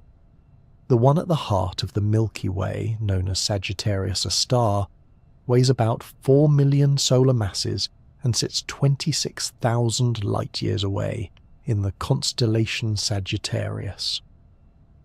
For decades it was a theoretical prediction, but in recent years astronomers have directly imaged the shadows cast by supermassive black holes in nearby galaxies. These images, created by linking radio telescopes across Earth into one planet-sized array, reveal the glowing rings of light formed by gas swirling around the event horizon, light bent by gravity into almost perfect circles. How such enormous black holes formed so early in the universe's history remains one of astronomy's great mysteries. Some may have grown gradually, feeding on surrounding gas and merging with others. Others might have been born massive, collapsing directly from primordial clouds in the first billion years after the Big Bang. Whatever their origin, they now anchor galaxies, shaping their evolution through both gravity and energy. Despite their name, black holes can be among the brightest objects in the universe. As matter falls toward them, it forms an accretion disk, a whirling, flattened ring of gas and dust spiraling inward at incredible speeds. Friction and compression in the disk heat the material to millions of degrees, causing it to emit powerful radiation. Some of that energy escapes as intense beams of light or jets of plasma that can stretch for thousands of light-years into space. When a supermassive black hole feeds in this way, the surrounding region becomes what astronomers call an active galactic nucleus. The most extreme of these are quasars, whose brilliance can outshine their entire host galaxies. What makes this process so astonishing is its efficiency. As matter falls in, about 10% of its mass can be converted into energy, far exceeding the efficiency of nuclear fusion in stars. The paradox of black holes is that while nothing can escape from within, the energy released just outside them can light up the cosmos. When black holes interact with one another, the universe trembles, literally. If two black holes orbit each other, they gradually lose energy in the form of ripples in space-time known as gravitational waves. Predicted by Einstein's theory of general relativity, these waves stretch and squeeze space itself as they travel, moving outward at the speed of light. For a long time, they were purely theoretical, too weak to be detected. But in 2015, the Laser Interferometer Gravitational Wave Observatory, LIGO, recorded the faint rising chirp of two black holes merging more than 1 billion light-years away. The signal lasted only a fraction of a second, but in that instant 3 solar masses were converted entirely into gravitational energy. It was the sound of space-time ringing, the universe briefly echoing its own geometry. Since then, dozens of such events have been observed, revealing a hidden population of black holes and providing direct confirmation that space and time are not fixed backdrops, but dynamic living fields that can vibrate and carry energy across the cosmos. For all their mystery, black holes are not simply cosmic devourers, they are essential parts of the universe's ecosystem. They regulate star formation in galaxies, recycle energy through their jets, and may even influence the large-scale structure of the cosmos. In their extreme gravity, they push physics to its limits, forcing us to confront questions about space, time, and reality itself. Inside the event horizon, our current understanding breaks down. General relativity predicts a singularity, a point of infinite density where known laws cease to apply. Whether this singularity truly exists, or whether quantum mechanics smooths it away, remains one of the great unsolved puzzles of modern science. And yet, for something that can't be seen directly, black holes have become some of the most striking symbols of cosmic wonder. They are reminders that the universe is both comprehensible and deeply mysterious. In their silent gravity wells, time slows, light curves, and matter is undone. Around them, space becomes a whirlpool of fire and energy, glowing against the backdrop of infinity. Somewhere, at the edge of a distant galaxy, two black holes may be circling right now, their gravitational waves stretching across the dark, destined to arrive here in the faintest ripple of space-time. When we detect that whisper, we are hearing the universe breathe, a soundless echo from a place where time itself folds inward, and the rules of reality begin to blur. Neutron stars are the densest, strangest stellar remnants in the universe, cosmic laboratories where the laws of physics are pushed to their breaking point. They are what's left behind after a massive star has burned through its fuel and exploded in a supernova, but not quite massive enough to become a black hole. What remains is a core with more mass than the Sun, crushed into a sphere barely 20 kilometers across, the size of a city. Imagine taking Mount Everest and compressing it into a sugar cube. That's roughly the density of a neutron star. In fact, a single teaspoon of neutron star material would weigh about 1 billion tons on Earth. At such extremes, atoms no longer exist as we know them. The immense gravity overcomes the repulsion between atomic nuclei and electrons, squeezing everything into a sea of subatomic particles, mostly neutrons packed so tightly that the entire star behaves like one gigantic atomic nucleus. It's a place where matter ceases to be familiar, where quantum mechanics and general relativity intertwine in a delicate, exotic balance. Despite their small size, neutron stars can spin at astonishing speeds. Some rotate hundreds of times per second, sweeping beams of electromagnetic radiation through space like cosmic lighthouses. These are called pulsars, and they were first discovered in 1967 when astronomer Jocelyn Bell Burnell noticed a strange, perfectly regular pulsing in radio signals coming from deep space. At first, the team half-jokingly labelled the signal LGM for Little Green Men, thinking it might be artificial, until more were found across the sky. The pulses turned out to be the rotational flashes of neutron stars, each beam aligned with a magnetic pole. When one of these beams happens to cross Earth, we detect a pulse of radio waves, light, or X-rays. Some pulses are so precise that their timing rivals atomic clocks. They hardly vary by more than a microsecond over years. These cosmic metronomes have become valuable tools for studying gravity, mapping the interstellar medium, and even testing Einstein's theories with exquisite accuracy. It's a reminder that even in death, stars can keep time with astonishing regularity. The surface of a neutron star is not smooth or soft. It's a crust of unimaginable rigidity, fused from nuclei packed in crystalline lattices under enormous pressure. This outer layer, though only a kilometre thick, is stronger than any material known, about 10 billion times harder than steel. Beneath it lies a fluid sea of neutrons and exotic particles, where quantum effects dominate and strange states of matter emerge. Sometimes, as the star spins and its internal structure shifts, the crust cracks in what astronomers call a star quake.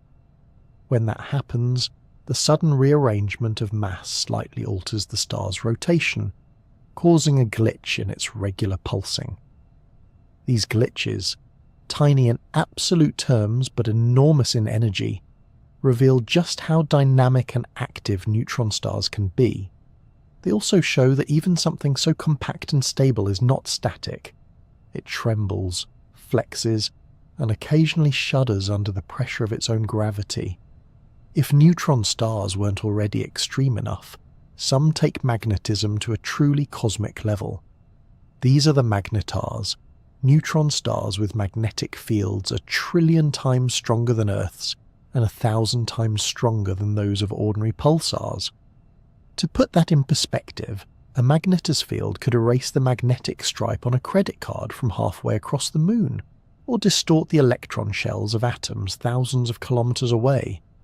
Occasionally magnetars unleash gigantic bursts of energy called giant flares, releasing more energy in a single second than the sun emits in 100,000 years.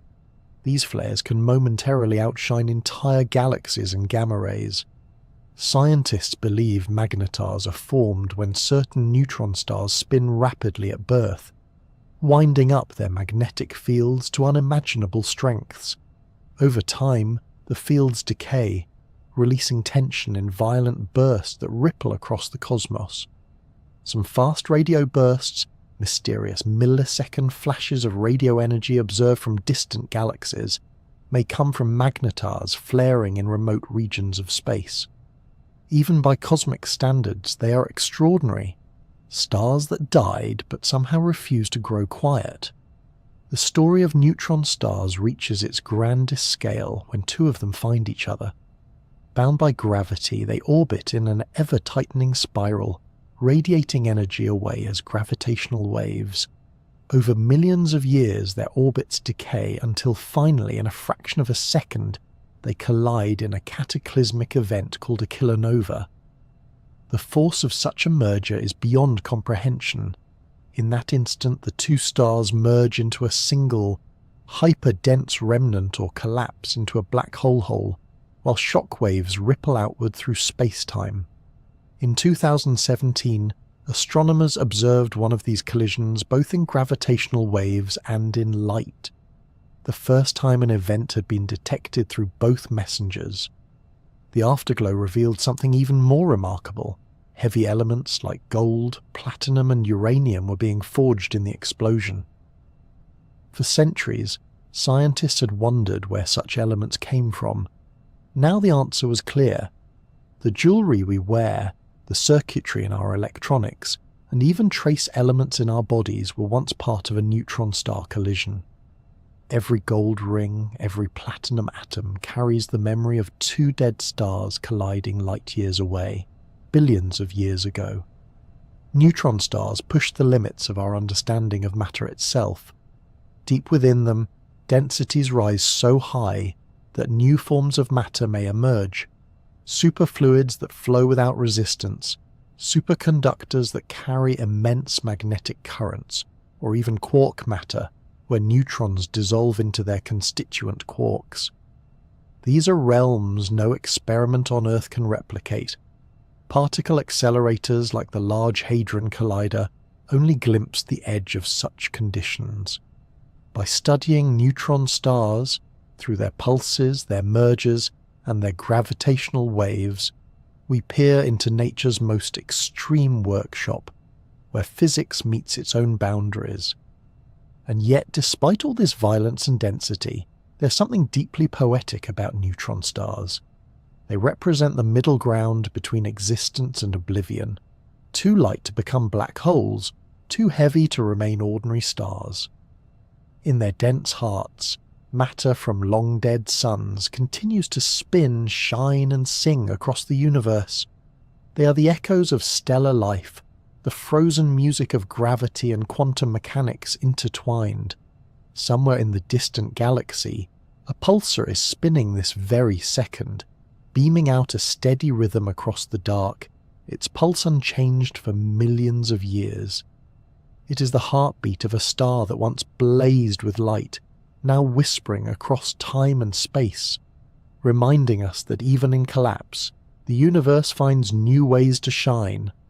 Light is the universe's storyteller. Everything we know about distant stars, galaxies and nebulae, everything beyond the reach of spacecraft, comes to us through light. It's not just illumination, it's information. Each beam of starlight carries a history of where it came from, what it passed through, and what it encountered along the way. Astronomers have learned to read that light the way historians read ancient manuscripts, unfolding secrets hidden in colour and energy. The key to this cosmic language is spectroscopy, the art of spreading light into its component colours. Just as a prism splits sunlight into a rainbow, a spectroscope breaks down light from distant stars into fine detail, revealing patterns too subtle for the eye to see. In that spectrum lie clues about a star's temperature, motion, composition, and even the presence of planets orbiting it. What looks to us like a soft, continuous glow is actually a barcode of the cosmos, rich, intricate, and precise. When starlight is spread into a spectrum, it reveals dark and bright lines that form a pattern unique to each element. These are called absorption and emission lines, and they act like chemical fingerprints written in light. Every atom absorbs or emits light at specific wavelengths when its electrons jump between energy levels. If a star's outer layers absorb certain wavelengths, those colours vanish from its spectrum, leaving dark lines behind. If gas around a star glows on its own, it emits bright lines at those same wavelengths.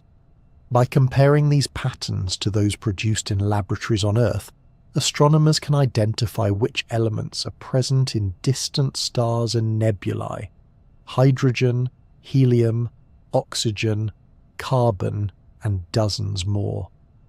It's astonishing to think that by analysing a faint line of light through a telescope, we can tell that a star thousands of light years away is rich in iron, or that a nebula contains the raw materials for new worlds. This method also revealed one of the most profound truths of astronomy. Stars and planets are made of the same elements as Earth itself. The universe is not divided between the heavens and the world below. It is built from the same cosmic ingredients everywhere. Light doesn't just reveal what things are made of, it also tells us how they move. When a light source approaches us, its waves are compressed, shifting towards shorter, bluer wavelengths. When it moves away, the waves stretch toward longer, redder ones. This is the Doppler effect, the same principle that makes the pitch of a passing siren change as it speeds by. In astronomy, the Doppler shift is an indispensable tool. It allows us to measure the motions of stars, galaxies, and even entire clusters across the vastness of space. It was through redshift measurements that Edwin Hubble discovered the expansion of the universe, galaxies moving away from one another like dots on an inflating balloon. On a smaller scale, Doppler shifts reveal the gentle tug of unseen planets, orbiting distant stars. As a planet moves around its star, it causes the star to wobble slightly, shifting its light back and forth between red and blue in a repeating rhythm.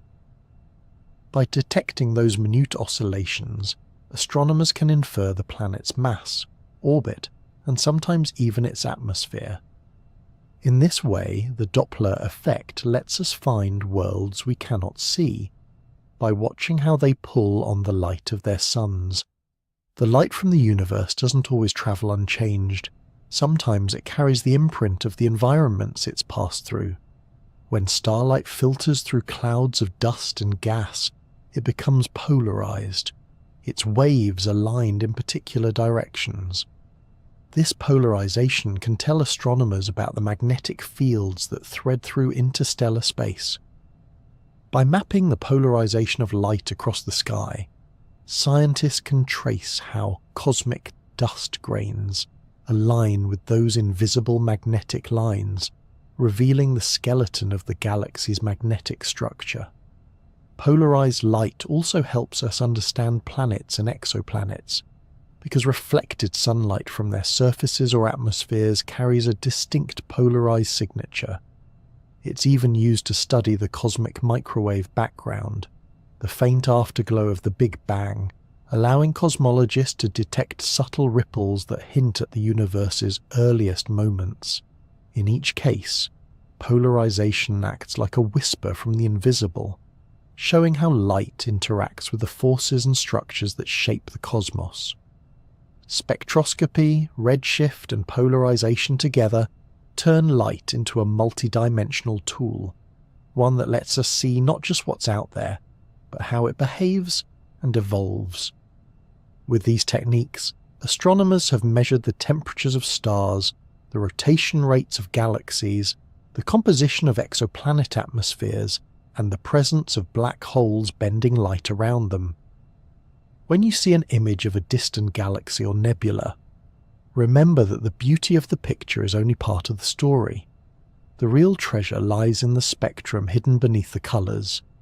Each faint streak of light, when analysed, becomes a narrative of atoms colliding, stars burning, galaxies racing apart, and magnetic fields weaving through space.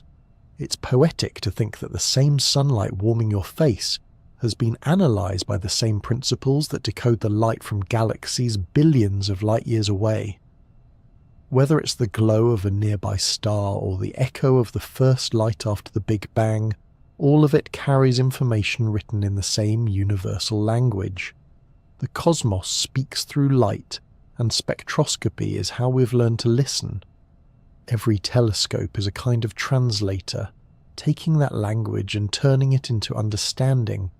And so, as we gaze into the night sky, we aren't just seeing distant points of light, we are reading the autobiography of the universe itself, written across the spectrum of eternity. The cosmic microwave background, often called the CMB, is the oldest light in the universe, a faint afterglow that has been travelling through space for nearly 14 billion years. It is the lingering radiation from a time when the cosmos was only about 380,000 years old, long before stars, planets, or galaxies existed. Back then, the universe was a dense, hot plasma of particles, electrons, protons, and photons, all colliding too rapidly for light to travel freely. The cosmos was bright but opaque, a glowing fog of energy. As it expanded and cooled, the temperature dropped to about 3,000 degrees Celsius, cool enough for protons and electrons to combine into neutral hydrogen atoms. Suddenly the fog cleared. Light, once trapped, could move unimpeded through space for the first time. That light has been stretching ever since, its wavelengths elongated by billions of years of cosmic expansion, until it now exists as a microwave hum that fills all of space. It's invisible to our eyes, but detectable by sensitive instruments, and astonishingly, it bathes every direction of the sky almost equally. The CMB is the universe's baby picture, frozen at the moment when light first broke free. When scientists first detected the CMB in 1965, it was by accident. Radio engineers Arno Penzias and Robert Wilson were testing a large antenna in New Jersey when they noticed a persistent background hiss, faint, uniform, and seemingly coming from everywhere. After ruling out every possible earthly cause, including famously pigeon droppings inside the antenna, they realized they had stumbled upon the echo of the Big Bang itself. That discovery confirmed a bold prediction made years earlier, that if the universe began in a hot, dense state, it should still be filled with the cooled radiation of that early fireball. Today, satellites like COBE, WMAP, and Planck have mapped the CMB with exquisite precision, revealing not a perfectly smooth glow, but one peppered with tiny variations, minute ripples in temperature and density, just a few millionths of a degree warmer or cooler than the average. These subtle differences, once invisible, turned out to be the blueprint for everything that would come after. Those ripples are the fingerprints of the universe's first structure. They represent tiny fluctuations in density, regions where matter was ever so slightly more concentrated than in others. Gravity, patient and relentless, amplified those differences over billions of years. The slightly denser regions attracted more matter, eventually forming the first stars, galaxies and clusters we see today. In that sense, the ECMB is not just ancient radiation, it's a fossil record of creation itself. The patterns of temperature and polarization in the CMB tell us about the seeds from which cosmic structure grew.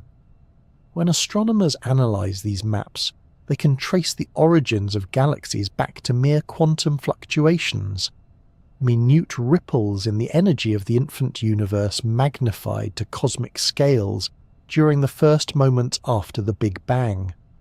What we see as faint microwave ripples are, in a sense, the ancestors of everything: galaxies, planets, even ourselves.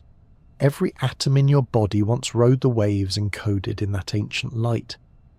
The near uniformity of the CMB, combined with its tiny imperfections, offers profound evidence for how the universe began. Its smoothness across the sky suggests that, at its birth, the cosmos underwent an extraordinary phase of rapid expansion called inflation. In an instant far shorter than a heartbeat, the universe may have expanded exponentially, stretching tiny quantum fluctuations into macroscopic ripples. This process would explain why the CMB looks almost the same in every direction, despite regions being so far apart that light could never have travelled between them since the beginning of time. Inflation smoothed out the early universe, yet left behind those delicate fluctuations that became the seeds of structure. Without that balance between uniformity and variation, the cosmos as we know it would not exist. Too smooth, and nothing would have ever formed. Too uneven, and it would have collapsed before stars could ignite.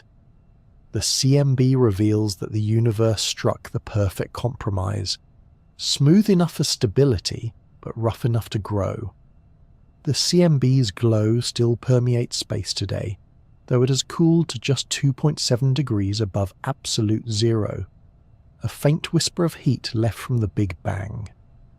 It arrives at Earth not as visible light, but as microwaves, washing across the sky with remarkable evenness. Modern instruments can measure its fluctuations with incredible precision, allowing scientists to infer the universe's age, composition, and geometry. From this light we know that ordinary matter makes up only about 5% of the cosmos, while dark matter accounts for roughly 27% and mysterious dark energy dominates the rest. The CMB even reveals the curvature of the universe itself. It appears flat, meaning that space on the larger scales is perfectly balanced between expansion and collapse. All this information, hidden within a glow that once seemed like static, tells us that the universe is not random chaos, but an ordered system whose evolution can be traced back to its first moment. Looking at a map of the cosmic microwave background is like looking at the face of the infant universe, still warm from its birth. The mottled pattern of hot and cold regions is not random. It encodes everything that would come later, from the distribution of galaxies to the very chemistry of life.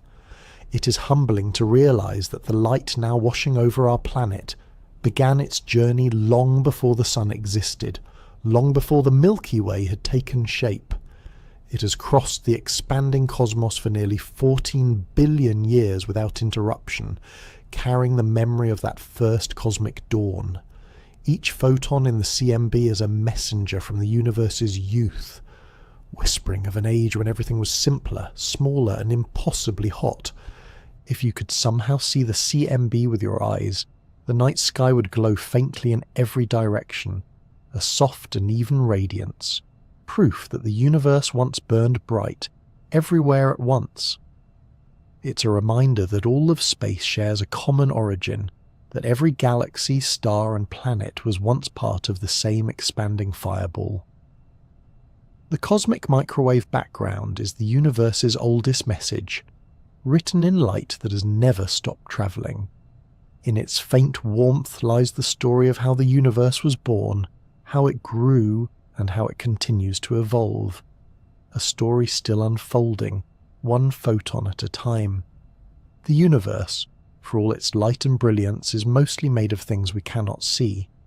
The stars, planets, gas and dust that fill galaxies, the visible matter, make up only a tiny fraction of everything that exists.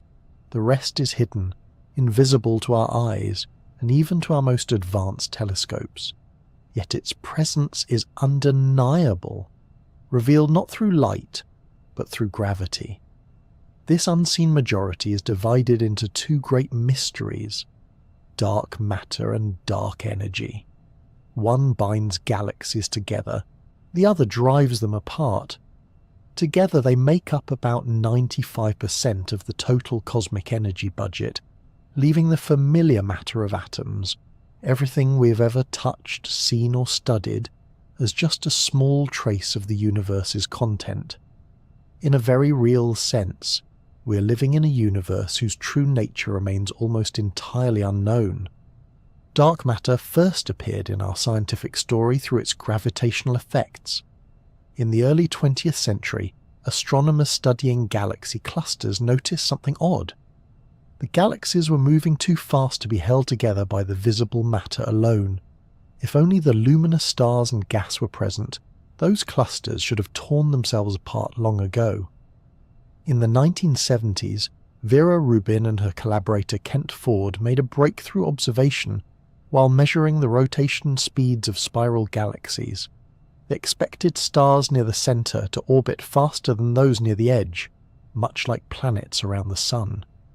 Instead, they found that stars far from the galactic centre moved just as quickly as those close in. The outer stars were moving too fast to be bound by the gravity of the visible matter.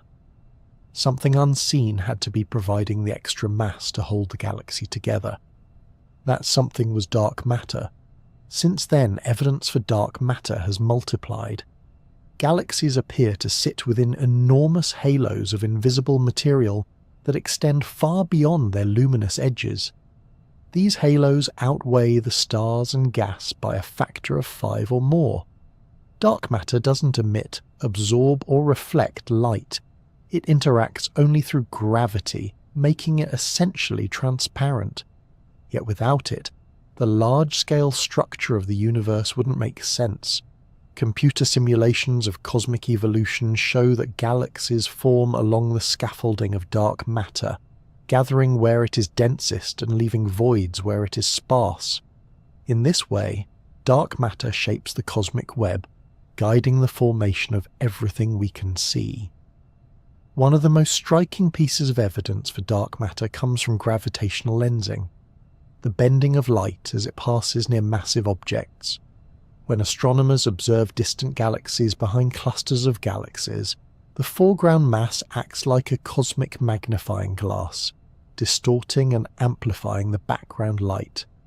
By mapping these distortions, scientists can reconstruct the distribution of mass in the cluster. What they find is astonishing. Most of the mass isn't where the visible galaxies are, but in vast halos of dark matter surrounding them. Even collisions between galaxy clusters have revealed this invisible substance. In the famous Bullet cluster, for example, two clusters pass through each other, separating the hot, X-ray emitting gas, ordinary matter, from the unseen gravitational mass detected through lensing. The clear offset between the two shows that dark matter behaves differently from normal matter. It passes through itself with almost no resistance, like a ghost moving through walls.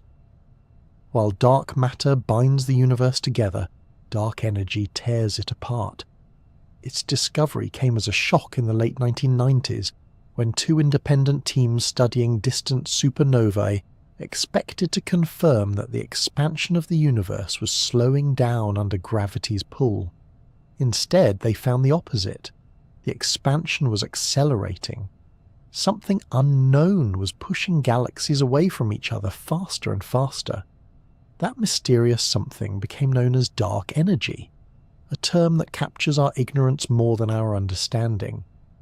We know only that it behaves like a repulsive force on the largest scales, overcoming gravity's attraction and driving the universe's expansion ever outward. It seems to permeate all of space, with a roughly constant density, even as the universe grows. In simple terms, as space expands, more space means more dark energy, which in turn accelerates the expansion, a self-reinforcing cycle that dominates the cosmos today. The nature of dark energy remains one of the greatest puzzles in physics. It might be an inherent property of space itself, a cosmological constant first proposed by Einstein, and later revived to explain the observed acceleration. Or it could represent something entirely new, a dynamic field sometimes called quintessence that evolves over time. Some theories even suggest that dark energy might signal a fundamental misunderstanding of gravity, hinting that Einstein's equations are incomplete on cosmic scales. Whatever its origin, dark energy now accounts for about 70% of the total energy in the universe. Without it, the cosmos would look very different. Galaxies might eventually have slowed and drifted back together, perhaps collapsing in a big crunch. Instead, the opposite future seems more likely, an ever-accelerating expansion that will, over trillions of years, stretch galaxies so far apart that the night sky itself will grow dark. When we look at the cosmic balance sheet, the numbers are humbling. Ordinary matter, the stuff that forms stars, planets, oceans and living beings, makes up only about 5% of the universe. Dark matter contributes roughly 27%, while dark energy dominates with 70%. Together, these invisible components control the universe's evolution, dictating how it began, how it has grown, and how it will end. The galaxies we see glittering across the night sky are just the luminous frosting on a much deeper, darker structure. And yet, even though we cannot see or touch these components, their influence surrounds us. Every rotation of the Milky Way, every cluster of galaxies in the sky, every faint tug of gravity is shaped by them. The search to understand dark matter and dark energy continues on many fronts. Physicists have proposed that dark matter could be made of undiscovered particles, perhaps WIMPs, weakly interacting massive particles, or axions, that barely interact with ordinary matter. Enormous detectors buried deep underground or in space are hunting for these elusive signals, waiting for the faintest hint of interaction. Others are studying galaxies and the cosmic microwave background to trace the fingerprints of dark matter's gravitational influence. For dark energy, cosmologists measure the expansion history of the universe with exquisite precision, hoping to see whether its strength changes over time. Every new observation helps narrow the possibilities, even as it deepens the mystery. It's poetic to think that the cosmos is held together and driven apart by forces we cannot see or fully comprehend.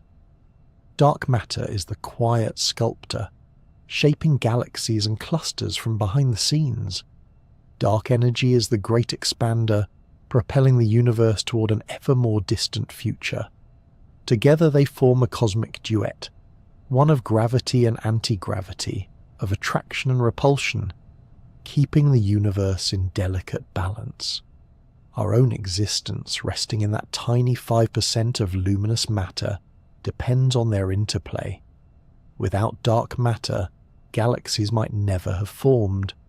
Without dark energy, the universe might have collapsed long ago. The night sky we see is only a fraction of reality. The true universe is hidden beneath its own brilliance, woven from unseen threads of gravity and energy. In studying those invisible forces, we're reminded of how much remains unknown, and how in that mystery the cosmos still invites wonder, Telescopes are humanity's time machines, quiet instruments that let us peer across unimaginable distances and gaze into the past. Every time we look into space, we are seeing light that has taken years, centuries, or even billions of years to reach us. Yet, for most of history, we saw the universe only through the narrow window of visible light, blurred by the atmosphere above us. Earth's air, while essential for life, is turbulent and full of moisture, distorting the starlight that reaches the ground. That's why stars appear to twinkle. They're not really winking, the air is. To overcome that limitation, astronomers began launching telescopes into space above the atmospheric veil. These orbiting observatories, like the Hubble Space Telescope, gave us the clearest views of the cosmos humanity had ever seen. Suddenly, faint galaxies emerged in their true colours, nebulae bloomed in detail, and the farthest corners of the observable universe came into focus. Floating free of distortion, space telescopes transformed astronomy from a science of guesswork into one of breathtaking clarity. Each telescope, whether in space or on the ground, is a kind of specialized eye, one tuned to a particular wavelength of light. The universe speaks in many forms of radiation, from low-energy radio waves to high-energy gamma rays, and each reveals a different layer of cosmic reality. Radio telescopes, with their vast dishes, capture long wavelengths that pierce through dust clouds, unveiling cold gas and the structure of galaxies. Infrared telescopes peer into star-forming regions, seeing the warm glow of dust when new suns are born. Optical telescopes show us stars and galaxies as our eyes would, while ultraviolet observatories reveal the energetic hearts of young, hot stars.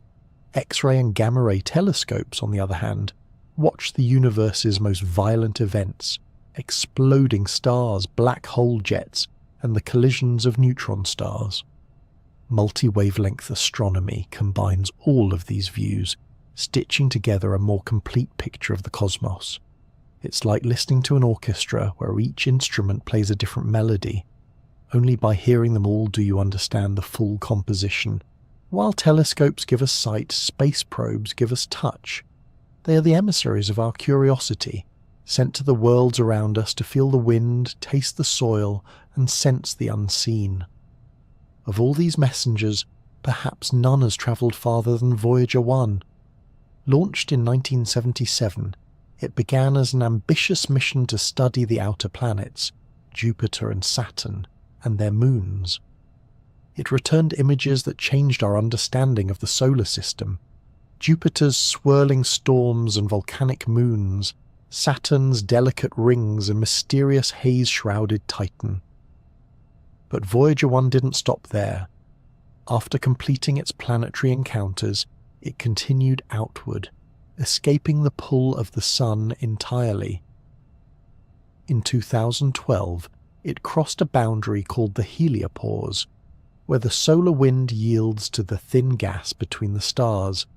Today, it drifts through interstellar space more than 24 billion kilometers from Earth, still sending faint signals home.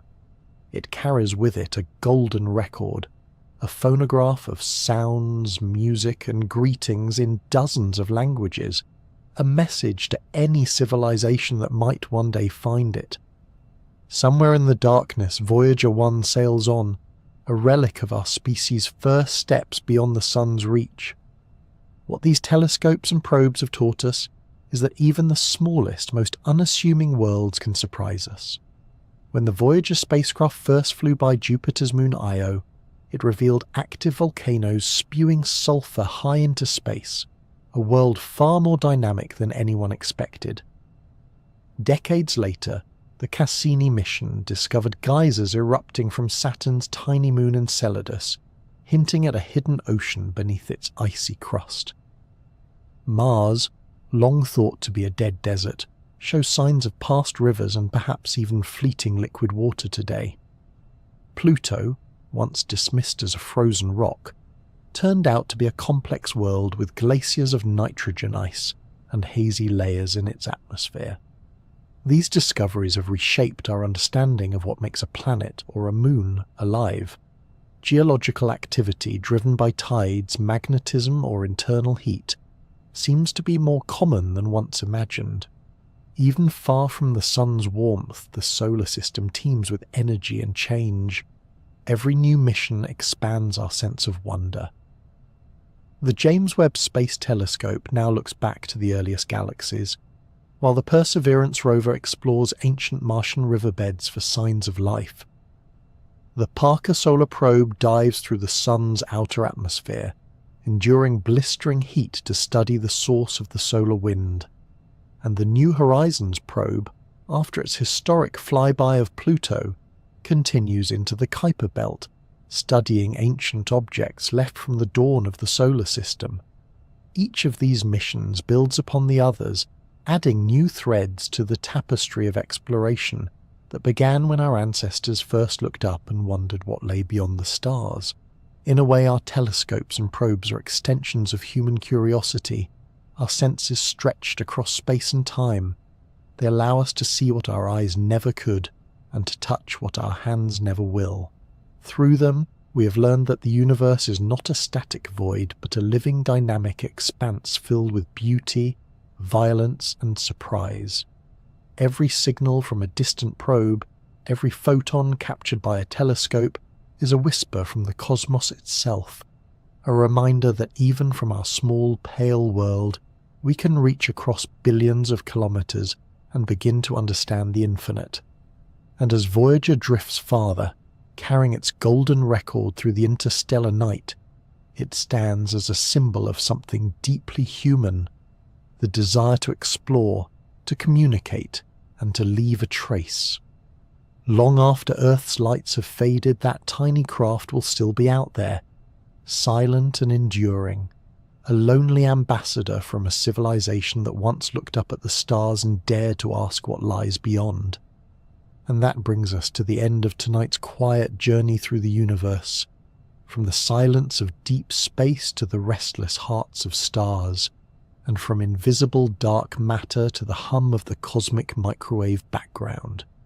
If you've made it this far, I hope you're feeling just a little more connected to the vastness above, and perhaps a little more peaceful too. If you enjoyed this exploration, a simple like genuinely helps more than you might think. It tells the algorithm that this kind of calm, thoughtful science is worth sharing, and it helps other curious minds find their way here.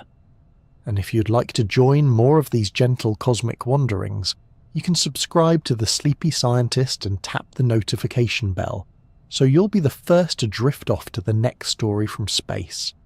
I'd also love to hear from you in the comments. Which part of the universe would you like to explore next? Maybe black holes and time travel, the chemistry of alien worlds, or perhaps the strange physics of dreams and consciousness? Your suggestions always help shape what comes next. Until then, thank you for watching, for listening, and for sharing a few quiet moments beneath the stars. Sleep well, and may your dreams drift somewhere between the atoms and the galaxies.